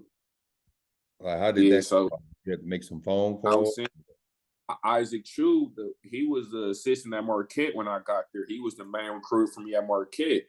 So he had went he was at A&M when I was there, but throughout my 4 years, he was like a big bro to me. Like, you know, you meet certain coaches who just always you stick even when they leave, you still contact with them. He's still checking in with you. He was one of them. He's still calling my mama, my grandma, tapping in with me. And you know what I'm saying? I expressed to him how I was feeling. And he used to be, you know, at the time, like, just keep your head up, you know, stay positive. Towards the end of the year, he like, I got something for you. He was like, we got a freshman point guard coming in, but we don't think he ready for the level that we trying to play at. And I'm telling him, like, I want to play point guard. And he like, you know, we got Rod Williams, who was a projected top 10 pick. He coming back to school. Then they got all these other players. I'm like, damn, they ain't got no point guard. Like, Yeah. It's a no-brainer. Like, Pops wanted, Pops did, I ain't gonna say he didn't want me to commit, but he wanted to see all the other schools like Kentucky, Florida, like they had called and it was like, we go, you know what I'm saying, we go set some business up. I'm like, I'm going to A&M. It's No done. point guard on what No point. Like, come on, bro. I know the game. Like, I know how this shit work in college now. So I'm peeping. Like, I seen dudes who I came in with, like, they go somewhere where they around a bunch. And like me as a point guard, always been good when I got athletes who I can throw lobs. So we had a bunch of athletes. We had shooters. And like, well, the thing with Marquette was just like we had just a bunch of shooters. They weren't really no above the rim players. You know, we really didn't have city kids there when Wojo was there. So it's, you know, it's a different type of mindset rather than how, you know, coming from the inner city, we used to getting up into people, talking crazy. Like them dudes at A&M, they from Louisiana and Third Ward, Houston. Like they just like me. They on the same type of time I'm on. They out here trying to party on the court. So it's like, man, it was perfect fit. Like I kept under the table. Like they was like, don't say nothing till you visit. Woo woo. From the day me and Chu talking, he told me the situation. As soon as the season ended, I'm like, coming to A&M. It wasn't really like I can't even remember the schools that was recruiting me. Like within that 2-3 week period of me being a transfer in the transfer portal, but I was sold on that from the jump. Yeah, and you know, I was really tapped in with you when you was at Texas A&M, and I just remember, like, dude, you was fucking balling. And the first thing I said to myself, no lie, if Duane could have chose this school and came here for 4 years, oh my God. Heard that so much from the time I had got there, but I put the most work in that summer. And like to piggyback on what I said some moments ago about coming to college, like, you know, when I came to Marquette, we wasn't doing skill work. So you know, in the summer, you stay at school, you do what they want you to do, but you working on stuff that fits the team. You're not working on, all right, Q-Bar, you need to work on this specifically, so you're going to do this every day. At A&M, that's how it was. And I didn't go out there until July. So I had from March to July working out with my trainers in Milwaukee. All I'm doing is ball handle. I'm like, I got to get, you know, I'm going to be playing against some of the best athletes, getting picked up full. I need this motherfucker right. So that's all this with me. I mean, me and Carrington was always close, but he was turning pro. So everybody know Carrington is a great defender. And at this time, my 3 trainers I worked out with is Luke Meyer. His name and his real work basketball. I'm working out with Modem Vaughn. I don't know if you know Vaughn. He from the city. Yeah, and then I was working out with Monty. So me and Carrington working out with Monty. It's straight one-on-one. Monty like telling Carrington, pick him up full court. He put that shit in your face. Take that motherfucker. Like we pushing each other though. Yeah. It's just me and Carrington in the workouts. And like, bro, really got me so ready for when I got to A&M, man. It was like how everything came back. My athleticism, my confidence, that swagger I had. Like, I was so excited when I got to A&M. And it was like I'm working on what I want to work on and what I need to. And even when I got there, coach was like, "What you think you need to work on, or this and that?" Like the workouts I'm doing was like shit that consisted of that. So that whole summer, I just got so much better. And got my confidence up. So as soon as the season started, like that shit was rolling. Like hell yeah, it was rolling. Now I'm gonna ask you this. Now when you first went to Marquette, you said you felt like shit. I'm 2 years, I'm gone. But then you had your year with, with Wojo, and you like 12th man, 10th man, time ain't there, confidence low. But now you at Texas A&M. You know what I'm saying? Did you feel like you had a chance to go to the league, or was Oh, you? most definitely, most definitely. And that was the main reason I went to A&M, because in the day you got to think about the players you play with. Like Ra was a top 5 pick his freshman year. He come back to school. So it's like, shit, if he come back to school, that means he potential top 3 pick. So we had a practice. We had 40 NBA scouts at one of our practice. And we had Tyler Davis. He was one of the best big men in college basketball on all the award lists. We had DJ Hogue was projected first round. So we had 3 dudes projected first round on my team. So we then are having the combines and shit. Kentucky and them have at A&M with the NBA scouts coming. You know what I'm saying? I'm the only point guard there, but they like, people scouts know who you are, no matter if you was hot when you was 17 or you get hot when you 21. Like, they remember. So, I had big games. Like, first game, we played West Virginia out in Germany on ESPN. It wasn't a crazy scoring game, but I had 9 and 7, and we beat them by 30, and they was top 10. So it's like little shit like that. Like, and they all youngest. They all was sophomores and juniors. I'm the only senior. We only had 2 seniors on that team. So, actually, every game went on, kind of like in high school, where every game I got better and better. Like, every game I'm doing something new. Like, it was a point in time out there was averaging like 15 and like 6 assists throughout them like the first 3 months when I was healthy at A&M. But I think I played my best basketball at A&M. But I most definitely thought I had a chance, prior to me getting hurt, of getting either drafted or I'm signing a 2-way deal. As soon as if I don't get drafted, they call you right after the draft, like, yeah, we want you at summer league. I was in one of those situations. Sure. Yeah, I agree with you 100%. And dude, it's crazy, bro, because it's almost like you was in the same situation like you was at Dominican. And what I mean by that is you got Diamond Stone, who number one, man, but now you in Texas A&M, and you got Williams, who about to get drafted. You the big brother. How was your relationship? Y'all, you know what I'm saying? And the relation, and it's crazy because it's just like, that was like, when I went to A&M, they was like, part of your role is to be a mentor to them off the court. Because it was a lot of, they had a lot of stuff going on. They young. And, College Station is different from Marquette. Marquette is a private school. Public schools, it's a lot more, party town. Like, we not in, like, Marquette is in Milwaukee. That's the city. College Station is a college town. Like, that's basically, like, you go to Wisconsin, you in Madison, like, you know what I'm saying? So they get into all little childish little stuff. So it was kind of like they put me there, like, to, check them on shit. Like, man, that shit ain't cool. Don't do that shit. You know what I'm saying? 'Cause they had a lot of kids who was like, he was a potential draft pick. So, it was automatically like we already clicked. Yeah. Like, we kicked it off the court. I'm doing stuff with them, going to parties, this and that. So that helped on the court, to the point where, like, me and him, like, we like best friends. Like, I still talk to him to this day. You know what I'm saying? But we built that. I always feel like the big man and the point guard you always got that connection with that one player on your team. That's the big dude. You know what I'm saying? That kind of how it was with him. Like, and they seen how I was moving. Like, I just wasn't talking. Like, it's action behind my talk. So it was like they had, I had their respect. So if I say something, they like, oh shit, he's saying something. It must be some truth to the shit. You know what I'm saying? Because I see he handle business like, I'm first in lines, or I'm first to do this, or first to do that. And that's one thing I learned at Marquette. It was like, don't always talk about it, be about it. You know what I'm saying? Show by example.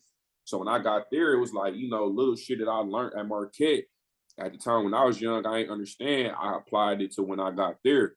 And I feel like that's why we was winning. Because at a point in time, we was number 5 in the country, and like we was rolling, like we was rolling, and that shit was just like our team, like chemistry was just so crazy. But it was like, they really looked to me like in tough situations. It wasn't always to score, but it'd be like somebody ain't talking. They used to me saying something like they know it was like I was almost like a extension of the coach on the court, literally with that team. Like we only go as far as I go. Like I ain't the most talented, got the most upside and potential on this team, but when it comes to heart and leadership, I was that was my role on that team. You know what I'm saying? Yeah, for sure. Hell yeah, yeah. And that's good shit, dog, that you was that leader, dog. And I'm just so glad you telling your story and how you could have just gave up, man, and the rise and fall that you went at Marquette, you used that to be a good mentor and help some other guys out. You know what I'm saying? That man needed it. You know what I'm saying? But what conference would you say was the toughest? The Big East or I mean, you playing West Virginia and shit. See, okay, so I'm a Big East is like it's bully ball. Like it's undersized forwards, bigs. Your big man probably 6'8", 6'9", is real gritty. You know what I'm saying? It's some athletes in there, but not. And them, bro, it's nothing but pure athleticism from the guards. You got them guards that's dunking on you. You got them bigs like how Rob is, like 6'10", 6'11", 240, 250, 7'5" wing, like freaking nature's down there. Like every team got somebody. Yeah. Kentucky, LSU, Florida, Mississippi. Like, bro, it was so many good teams. And just our schedule that year, we played against West Virginia. We played against USC. We played against Penn State. Like, we played against top dogs, like those who was high on draft boards, everything. But the SEC was a different ball game. Like, you really watch your head, literally. Yeah.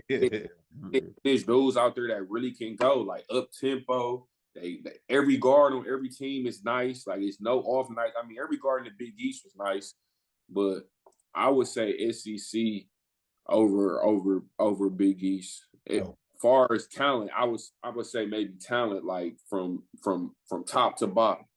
Yeah, exactly. Yeah, both of them some demon conferences, bro. No bullshit. But man, I want to know. I explain just like being there and experiencing, playing the game. Like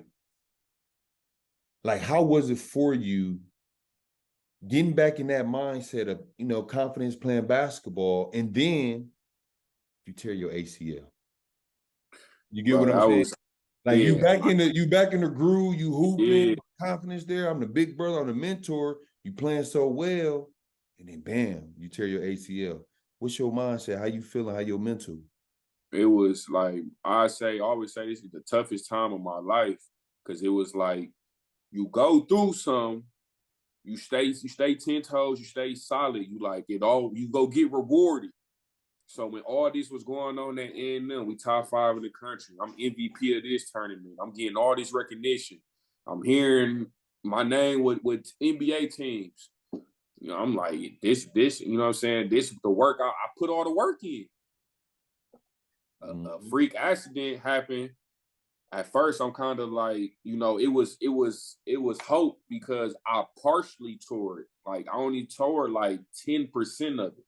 So they did the PRP shot where they take your blood and they spin it around, and the plasma. Kobe did that. So it basically, like, you could keep playing. So I rehabbed the whole month of January for like 4 to 6 weeks, and then I played. But I just wasn't the same. Like, it got to the point where, like, I wasn't gonna give up. I was just in a situation like this, and I seen how much they needed me. Because when I got hurt, we went like 0-6, 0-7. Like, the shit was crazy. We went from top 5 in the country, like winning. We was like 11-1. Went from 11-1 to like 11-6 and 7. Like, we lost all of January. So it was like, damn, I got to get back. Because it's like, we ain't got no point guard. Like, they not ready for this type of shit. And it's just like, when we would go through shit, I'm the one that's going to get on everybody's ass and lock the fuck in and we go turn up. But now it's like I can do it vocally, but at the same time, it was something I wasn't even playing either at the point in time. So then when I do come back, and this is where I figure out how much I meant to this team with my heart. When I came back, we go on a win streak. And it wasn't even me scoring. I'm just out there. I'm playing hard. I'm talking.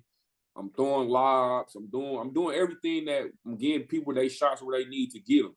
Mm-hmm. But it got to the point where mentally with me, I was like fighting it with myself because like I can't do the shit that I used to do. I'm playing with this big ass brace. Yeah. I can't practice. They didn't have me practice. I would literally just ride the bike because they like, we don't want you doing too much. So it's like my legs not under me in the game. My shooting percentages drop. I went from averaging 15 to 9 points. My assists stayed the same. But it was just like my shooting percentages drop. Like I can't finish going to the cup because, you know, I'm a above the rim player. I can't do none of that stuff no more. Mm-hmm. So it took a lot. It took a lot from my game. And, you know, then again, the confidence part started coming in. Like, I can't do this. But I figured out ways to be effective on the court. And then, you know, as you know, when we played Kentucky, that's when I tore my meniscus. That's when the shit completely, when that happened, that's when I went down, you know, just a dark hole. Like, I'll never forget after that game, I called Al, my uncle, right away. Like, the game's still going on. I get my phone, I just call him crying, like, it's over. Like, the NBA is over with because I get hurt. Is it February? The draft in June.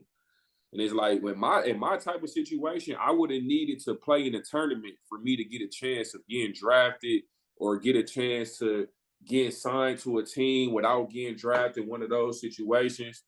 You know what I'm saying? So it was like, man, I'm just like, it's over with. Like, I came all the way down here trying to, you know, revive my career, not even career, but, you know, reach my dream of getting to the NBA because I knew I was going to be able to play pro ball, but I wanted to get league. I wanted to hear my name on draft night. And I felt like on the way that I was going there, I'm like, shit, I fuck around to sneak in that second round. They had this potential predicted Final Four team. If I'm doing what I'm supposed to do, all it takes is one game in the tournament to go crazy. And you know what I'm saying? One game. So it was like, man, all that just went into like, it was like for maybe like 3-4 weeks, I wasn't even around the team. Like the coach had to come and literally kind of like begged me to sense, like, man, can you start coming back to practicing games? Like the team not reacting well with you not even being here. Like they going on road games. I'm watching the game. They just look bad. Like, and they had like a chair with my name on it. Like the coach tried to think of little shit because he was like, I really was the heart and soul of that team. Like you ain't here had that voice or that person that was, you know, gonna keep shit together when shit start falling down and spiraling and stuff like that. Yeah, but man, it was like one of the toughest, like, you know, stretches in my life. Like again, that's just going through some adversity, which we all go through in life, you know what I'm saying? But that was like a point. Like I remember even when the draft shit happened, like I cried watching the draft. I ain't even want to watch that shit. So I'm like, well, I feel like I really had a chance of, you know what I'm saying, fulfilling that dream. And due to an injury, and I'm kind of, you know, sometimes you question shit. So I'm questioning, like, why would this happen right now? Like, why this shit couldn't happen when I wasn't playing at Marquette? Like, why it want to happen when I'm playing my best basketball, my confidence? I'm doing everything I could do to take care of my body. So it's kind of like, how the fuck this happened? But, you know, ACLs it's a freak incident. Like, that shit can happen. Like, I literally just reached for the ball, and my shit snapped. Just like that. Yeah, bro. No contact. You know what I'm saying? So it was tough, most definitely. But I feel like that shit really, like, it built me and it made me love to embrace the grind, bro. Like, I had to really embrace the grind because, anybody that ever tore their ACL or just had a serious injury, like, bro, it's hard to bounce back from them 10, 12-month injuries. Like, they count you out. Like, they kind of be like, you don't be the same after you had those type of surgeries and those type of injuries, bro. So it most definitely was tough going through that. Yeah, you know, I tore my ACL my senior year in high school. You know what I'm saying? And it's crazy, like, just hearing you say it, bro. Like, my mine was fully torn. So I had two options. You know, I was younger. So I either could wear the brace, you put the sleeve on, then you put the stone cold knee brace on, and then was they doing microscopic? Was they doing the scope back then, or was it straight knife? Man, to tell you the truth, you know, I wound up getting surgery the following year, like 06. So I know they took some muscle from around my leg and did it that way, I think. You know what I'm Right. saying? So me being who I was like, man, fuck that. I don't want to miss my senior year. But when I wore the brace and I went the same Q bar, man, same. And that brace limit your movement, bro. Like a lot of people don't understand that, man. That brace, you can't twist and cut like it prevents you from doing that, for you won't hurt your shit. Exactly. So you get the full extension of how you want to move and jump and run. Like that shit take a lot away from your game, bro. A lot. Yeah. So you go through that, you tear your meniscus, and then you partially tear your ACL. Yeah. And you know, you kind of down. I'm pretty sure you kind of down, out, confidence probably low. You know, the NBA shit falls short for you. How did once you bounce back from that, because now you currently playing overseas, let people know where you at right now. I'm out playing in Rome, Italy. It's my 5th year pro. Mm-hmm. Yeah. So yeah, but once you tore your messed your knee up and stuff, what did you do to bounce back to say, fuck that, man? I gotta go get paid. I gotta go play pro. Like how was that around that time? First, it was my son, and then second, it was like my uncle put it to me this way. He was like, when you was in 8th grade, you had the knee surgery. So it's like every 4 years, it's something that's like crucial that happened to you, and you shake back from it. So for 8th grade year, going to high school, you know what I'm saying, you had the knee surgery. My freshman in the Marquette, I had the femur. Next year, I had the best year of my life. So he like, now you tore your ACL. What usually happen? So I'm like, you right. And this where I talk about he put that barrier in my back. You know what I'm saying? And I'm seeing like Jabari Parker, me and him was real close. So when I was at Marquette, when he went through his ACL shit, like I'm seeing it firsthand. Like me and him the same age. So like he was a different type of NBA dude. He wasn't going to the clubs. Like he was coming to kick it with us. Like bro was on campus with us when he was like, it would have been his sophomore year in college. So I seen his whole process of how he bounced back, and he coming to hoop with us every day. And I know Jabari since we was 10, he never been athletic. Bro in there, LeBron dunking everything off the ACL. So I just get to thinking back. I talked to him. I talked to Harry Giles, who was a top guy coming out of high school. We had the same surgery. They all told me, like, bro, I came back way more explosive, better than I was. I'm like, okay, you know, it's some light at the end of the tunnel. I just got to put the work in. I had a good physical therapist. He was a Marquette alum, and he had like a gym out in West Allis. We going once a day. You know, we attacking it though. Like I put the work in to get back. Like, it wasn't easy because I went through shit where I came back at times when I came back too early. And you know, when you at the ACL, people don't know when you come back too early and something happened, you gotta go back like 2 months or 2 steps. You know what I'm saying? So like I went through shit like that throughout the whole, you know, rehab. But you know, as far as the mindset, like it was a lot of times where like I was up and I was down. You know what I'm saying? But you gotta find like that middle where, you know, like you got to keep on pushing, because if you put the work in, like it always shows. The work always shows. Like I ain't never seen nobody put the work in and you don't see, you know what I'm saying, you don't see the results. So I just really just kept my head down and just kept working. Like I knew, you know what I'm saying, everybody go through adversity, injuries, whatever it is. It's all about how you respond. So I was in there working, trying to get back right. Yeah, because listen, one thing I'm gonna say, you did put in the motherfucking work because you still back dunking. You back doing your thing. Yeah. Watch all I tapped in with one game. I told you, send me that link. Yeah, I'll be tapping in, bro. Yeah. I told you, man, You know, you are one of my favorites, Carrington. You know, the young guys, Monte, man. Listen, Corey. I love Wisconsin basketball. You know, especially Milwaukee basketball. You know what I'm saying? We from the city. Yeah. So yeah, you definitely put the work in because you're not a 5-year pro for no reason. So just Right. out of 5 years, you know, how has it been for you, you know, being a 5-year pro right now? You know what I'm saying? Because you Mm. were a father, you was an early father. You know, I don't Yep. know if your son come out there sometime or you may be away from him because it Yeah. is school. How was that overseas like for you, you know, basketball, you know, and think Yeah. about Man, it's been a grind for real. And this one thing that's why I was so geeked to come on here because there's so many young kids who be asking me or just I just feel like people in general think overseas basketball is just a cakewalk.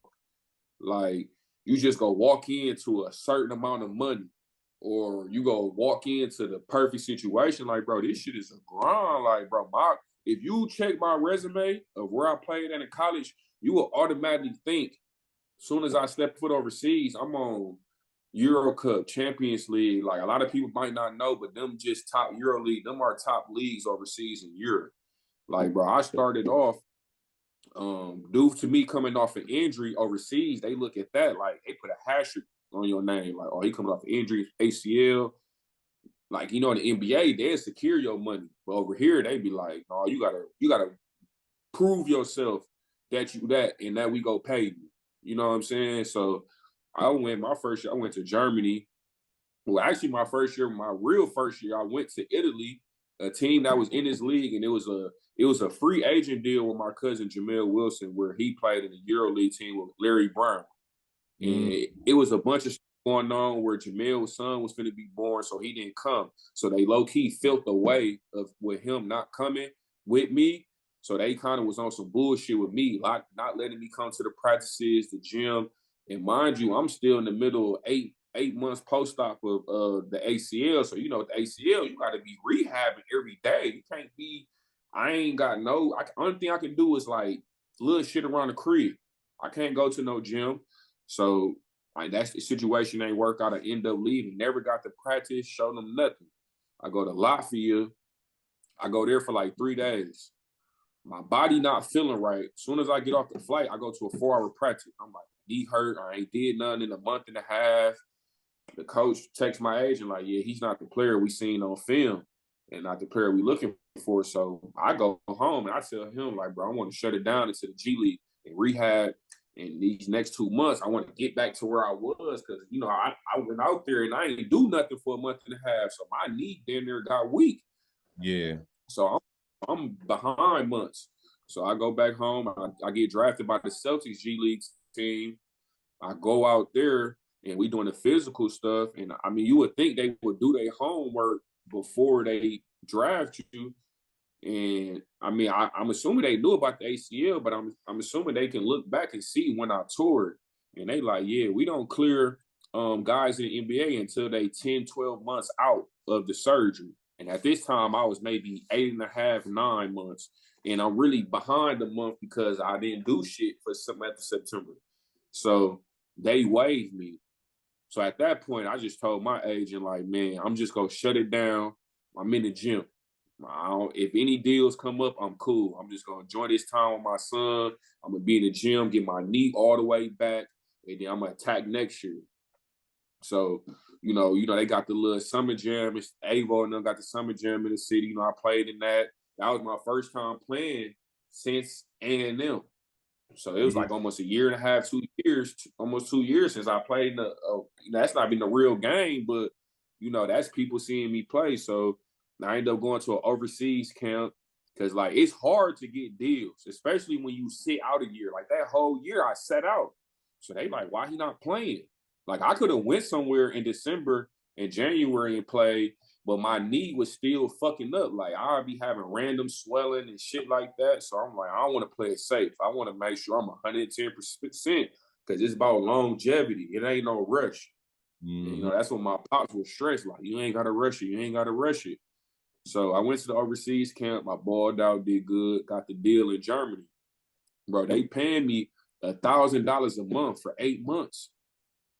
Like, you thinking You tell somebody that who really don't know how the basketball stuff work overseas, they like, fuck, you go over there for $1,000 a month. At the same time, that's just me to get my foot in the door and get my feet wet. You know what I'm saying? So I go there. I'm import player of the year. I'm I averaged like 19, 20 that whole year. COVID fucked it up. That's when COVID happened. And I didn't get to play in the playoffs. And Which that would hurt have a been lot. more money, right? Way more money. And with just going with the accolades and everything, you know, my team was a top 5 team in the league. So that would have helped me tremendously going into, you know, after my first year actually playing. So COVID happened. Now they talking about they don't even know if teams even gonna be having seasons.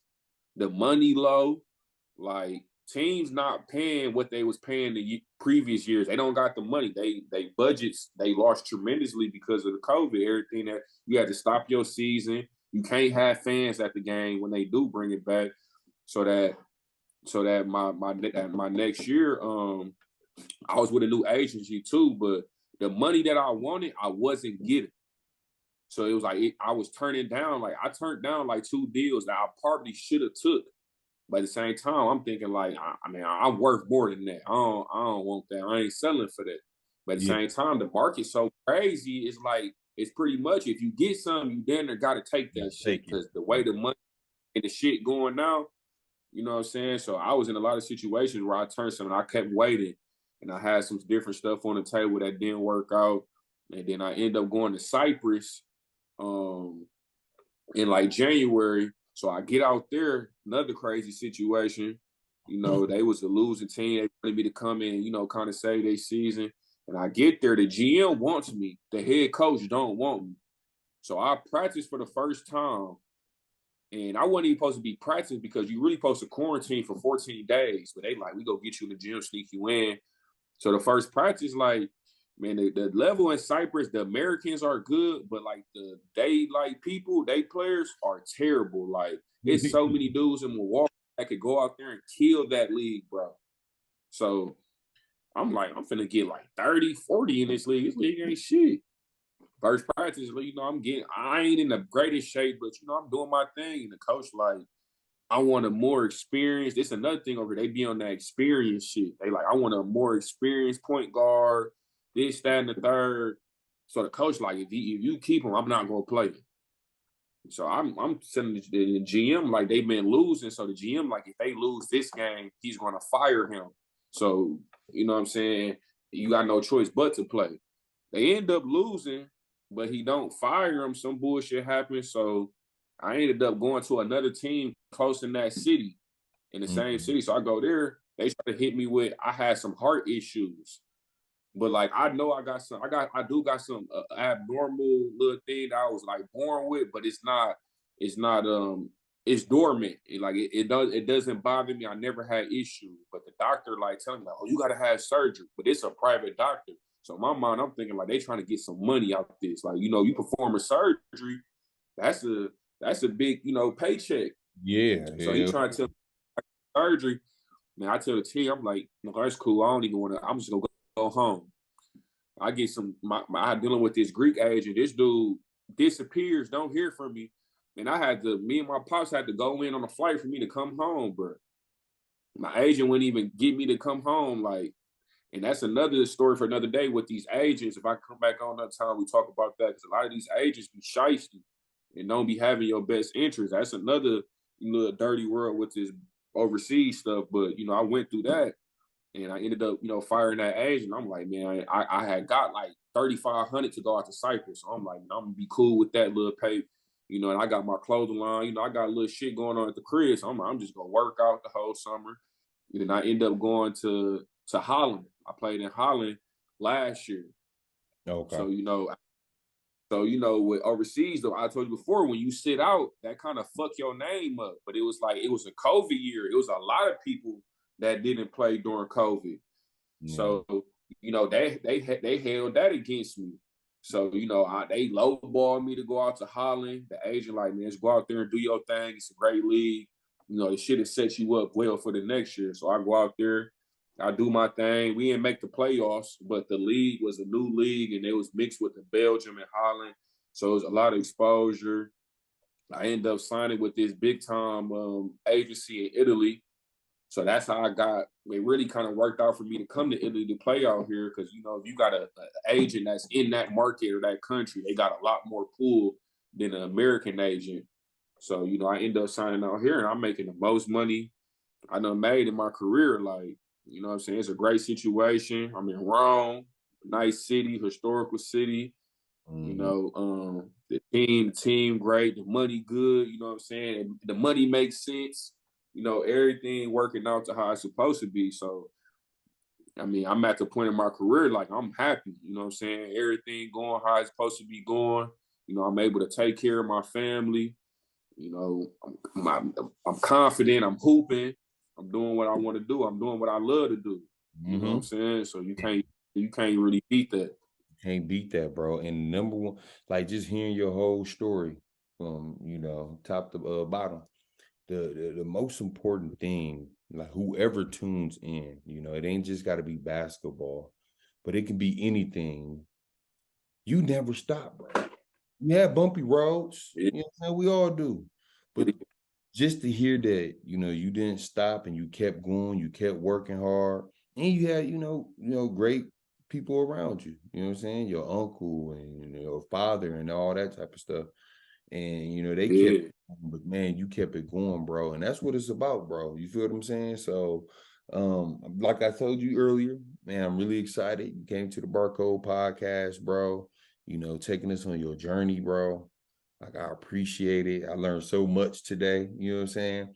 I know we played against each other in Hillside. I used to throw some elbow, but I still like you as a player. Yeah. As I say, like shit like that, bro. That helped mold me, bro. Because you know what I'm saying? Like when you go overseas, that's how they play over here. A lot of people don't, bro, this shit is physical. Like you come into the lane, you get bumped, you get touched. Like it ain't, you know what I'm saying? All that type of stuff, playing at Hillside, playing in the open gyms with the older dudes, like all that shit helped me to where I'm at now, learning different shit. And it's like, bro, you take all that shit, like you ain't always got to play against NBA players or pros. Like I'm playing against, like y'all was, when I was coming up, y'all was the dudes who I seen. And y'all still hooping, y'all play the right way. You know what I'm saying? Y'all built that toughness, and that's like the Milwaukee culture. Like, we always, you know what I'm saying, we molding these young dudes. Like now I'm at the age where like how y'all was to me, I'm like that to a lot of these younger dudes. You know what I'm saying? So like the shit y'all used to do to me in open gyms, I'm doing that shit to them. So then, you know what I'm saying? It's a cycle. Yeah. And I think the one thing that I loved about you, Wilson, we'll fuck you up, but you still was coming at us, playing hard, talking shit. You know what I'm saying? Yeah. These kids nowadays, they're forward. I quit. You kept. I like him. That's why I like Carrington. You know what I'm saying? That's why I like y'all young motherfuckers, man. Y'all gonna talk shit. Y'all gonna compete, you know what I'm saying? Hell yeah. But man, talk your shit, bro. Let motherfuckers know what you got going on, what team you play for, where you at. Let them know you doing good. Tell them your team, man. So I'm in Rome, Italy. I'm sure everybody know where that's at. Name of my team, Stella Azzurra. This like a kind of a project year with this team. Like they really a youth program. Like we got dudes in our team like 18, 19, but some of them be draft prospects, some of them be college prospects, but then we got older dudes. So this another situation where this is a stepping stone to get me to, higher up to be playing with the big dogs in the first league in Italy. But Italy's second league is one of the best leagues in overseas. It's well respected. Like the lifestyle part, like, bro, I'm in Rome, bro. Nightlife, just going out to eat, and the designer stores, all this, that, and the third, but like it's everything. I'm my own apartment, own car, everything paid for. You know what I'm saying? Like everybody don't get to experience this and get to live that life, bro. So like I'm soaking all this shit in, bro. Like living life to the fullest, because I seen that shit when COVID happened. That shit stopped. Yeah, basketball stopped, and even just in general, like where we come from, you look, man, people from our city don't really make it, you know what I'm saying, out to, you know, these type of things, whether it be, you know, stuff they've been through, whatever the case may be. Like, you know, life is short. So, you know, I'm just blessed to be, you know, in my 5th year, continuing my pro career, and, you know, being able to say I played here, I played there, I've been there, I seen this. You know what I'm saying? That's something special to have a part of your life. Yeah, I totally agree. All right, so 3 more things, little bro, before I let you go. All right, so the first one, you know, come on, cuz you know me. You got to start one, you got to bench one, and you got to cut one. T-Mac, D-Wade, Allen Iverson. Come on, man. Yeah. Man. Starting. I'm saying AI. I'm starting AI. My reason why I chose AI, because AI, he go play both sides of the ball. He got heart. He a dog. And just for me being I always wasn't a point guard. They would push me to the 2. So you know what I'm saying? I know what it's like being I'm 6'2". Like, you know, 2 guards ain't usually 6'2". Like Milwaukee, yeah. But, you know, usually 6 guards, 6'5", 6'6". But, you know, for him to do what he was doing at his size and the numbers he was putting up, like if you go back and watch AI highlights, like, bro really was dominating at 5'11", 165 pounds on both ends, though. And then I'm a bench T-Mac, because T-Mac was one of my, bro. T-Mac was something else. Bucky. Yeah. Bucky. If the injuries ain't coming to play, it would have got scary. I love D-Wade, though. But just from who I grew up on, at the point in time, A.I. T-Mac was like my favorite player. Like, I was watching everything. I had all the T-Macs. I ain't really had the D-Wade. I had every T-Mac, all the questions and the answers. Like, you know, them two was like Converse, wasn't it was Converse. Niggas weren't wearing them D-Wade, dog. It was over with. Niggas weren't wearing no D-Wades, bro. That's a good one, dog. But hey, I ain't gonna lie. I went yeah, I think I went AI. I went AI D-Wade. No, AI T-Mac D-Wade. I think I did the same setup, dog. D-Wade was on some shit too. Flash was different, dog. Flash. I said at a that. point in time, he was arguably like one of the best 2 guards after Mike to play and Kobe to play. Like, he there. Like, People be acting like they don't remember we were saying that in high school. I'm like, so y'all just forgot we said T-Mac was better than Kobe in high school? Y'all just forgot? Okay. Yeah. Sure. Now this the one right here. I can't see your reaction. I got 2 more things, little bro. You ain't done just yet. All right. So I'm gonna name 10 players. I'm gonna pair them up. And you pick from the city. You know exactly what I'm talking about. That's like if me and you talking about Jordan and Kobe. Jordan talking about. So Dupree Fletcher, Jerlon Burns. Dupree. Okay. Okay. That's the Adidas side, huh? Trey Jefferson, Billy Mimmons. Man, that's tough because I seen both. But I'm gonna say Trey, because Trey was doing it in high school on a big level. But Billy was cold. I'm gonna go Trey. I'm going Trey. You gonna go Trey? I like that. That's not a bad one. Chris Howe or Q Bar? That's tough, dog. Y'all the same player, dog. No, that's tough. I gotta go with the OG. I'm Q Bar. My nigga, yeah. Jerry Smith or Ricky Franklin? Smitty. Jay Smith. Okay. Dwight Bikes or Deontay Garrett? Dog, you did your thing with this one, bro. Man, that's a tough one. I can't really make a decision on that one. That's damn, DG or bikes. I'm gonna go bikes. That's tough. That's tough. I'm gonna go bikes. That's tough one.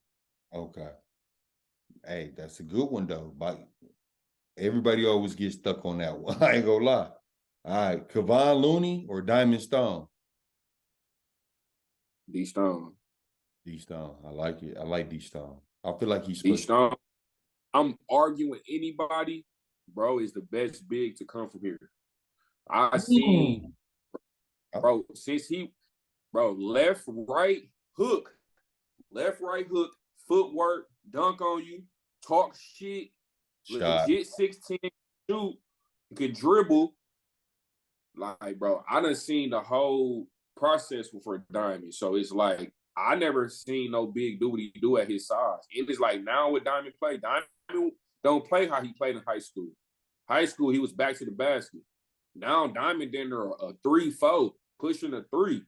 You see what he was doing the white White House. Yeah, I'm saying, like, he just added that to his bag when he got to the league. Like, he didn't have that in his bag. Like, he just got that shit from playing with Blake and working out with KG and shit. Like, I seen that whole process. Like, you didn't need to get him on here. Shit, what's good? Make that call. I set that up, but D Stone, I'm standing on him. He's the best big, in my opinion, from Wisconsin. Yeah. Hey, listen, we see him put in work. That's your own opinion. Nobody can say nothing. Yeah. But thank you for participating in that though, bro. You know what I'm saying? You know, I like to add some shit. But the last thing though, for real, before I let you go, bro, what advice can you give these kids, man? Because you know, we in Milwaukee, and it's a lot of car theft, sipping lean, smoking weed, disrespecting your elders, you know, just flat out just doing crazy shit. What advice can you give these kids? Man, I mean, first and foremost, stay out the streets. I ain't never seen no street dude with a happy ending. You know what I'm saying? I done had a lot of friends I done grew up with that's either dead or in jail right now. You know what I'm saying? That was hooping with me, or hooping was never their thing. But you know, I mean, it ain't no life in that. You know, it's fast money, whatever the case may be, wherever you went to. But bro, it's more to life, and I got to experience that just, you know, being overseas, and it's just like, bro, it's much more than Milwaukee for sure. Even just going out the state, you know what I'm saying, moving to another city, like, but man, I just feel like with also just the kids, I just feel like us as adults, like, we need more stuff in the city. We need more in the summer. We need to be giving them something to do. Like, kids don't really go to summer camps and stuff like that. Like, I used to love going to camps, going to Hillside for the summer, and going to hoop and going on field trips down there and stuff like that. Like, you know, I know me and Carrington got some shit in the works where we trying to give back to the kids, and not even the kids that play basketball. Just a lot of kids need mentors. You don't know what they got going on at home. Like, we living in a different time of social media and all the stuff they getting exposed to. We didn't get exposed to at that age. And it's like, and again, you don't know what they going through at home, but the whole carjackings and that stuff is unacceptable. You know what I'm saying? And I just felt like we gotta come together as one. Like, the African American community, Milwaukee community, like, it easy can be solved, but it's like we gotta start, you know, just like I said, like these summer camps. Kids don't go to the Boys and Girls Clubs and stuff like that in the YMCA. Like, we was in the gym. You know what I'm saying? Like, I know you probably coming up, y'all probably was in the summer, y'all go to the YMCA or hoop at the parks. Like, a lot of these kids I don't think they really got the access to gyms and, you know, all that type of stuff. You know what I'm saying? That we might have had coming up. But, you know, I mean, it's just sad seeing a lot of stuff that's going on in the city, man. And it's just like, that's why I feel like, you know, me and Karen, we trying to figure out how can we play our part. And, you know, might not be able to stop it, but we can make a small change and start, you know what I'm saying? I think that's where it started at, like small changes, making baby steps. Like we ain't go just put an end to all the shit, but you know, we can slowly but surely, you know, start knocking little stuff down where it ain't too many car thefts, it ain't too many of these young kids doing drugs, and you know, it ain't too many young hoopers that we got. Like, you know, it's been a few young hoopers that ended up not even going to play in college because they doing some stuff in the street. And that's just also with just the dudes that are in the streets. When I was coming up, the street dudes, I know they kept me far away from that.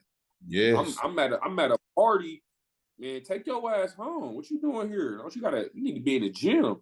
Like, you know what I'm saying? Like, we all knew top dudes who was, you know, in the streets, but you know, they respected us and knew like, all right, he got a chance to make it out. Like, but now it's like the street dudes, you know, putting the arm around these young dudes, but showing them the wrong way.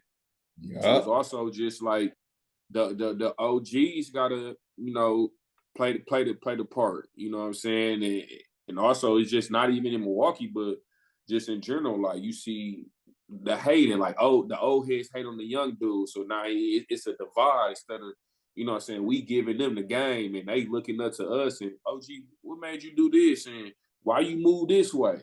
Like, you know, but that's just mentorship, you know what I'm saying? Shit like this that we doing, you know, these podcasts. I feel like, you know what I'm saying, that's why I respect you, everybody else that doing their podcasts. Cause, you know, I watch $1 Million Worth of Game and Shannon Sharp, all they podcasts. And, you know, like, I really sit down and listen to those as well. Like, I watch yours with Terrence and all the other people because people want to hear them stories.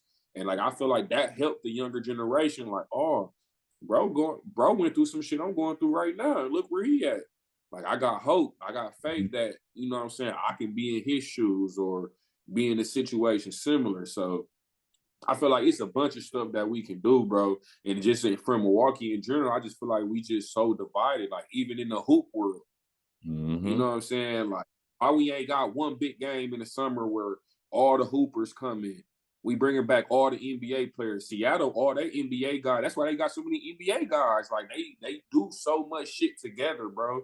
Like, we need a game with DG, Jerry, Dwight, me, Carrington, all the top dogs, Fools, Tyler Hero, Looney. Like, we need that shit for the city. That'd be You know what I'm dope, saying? bro.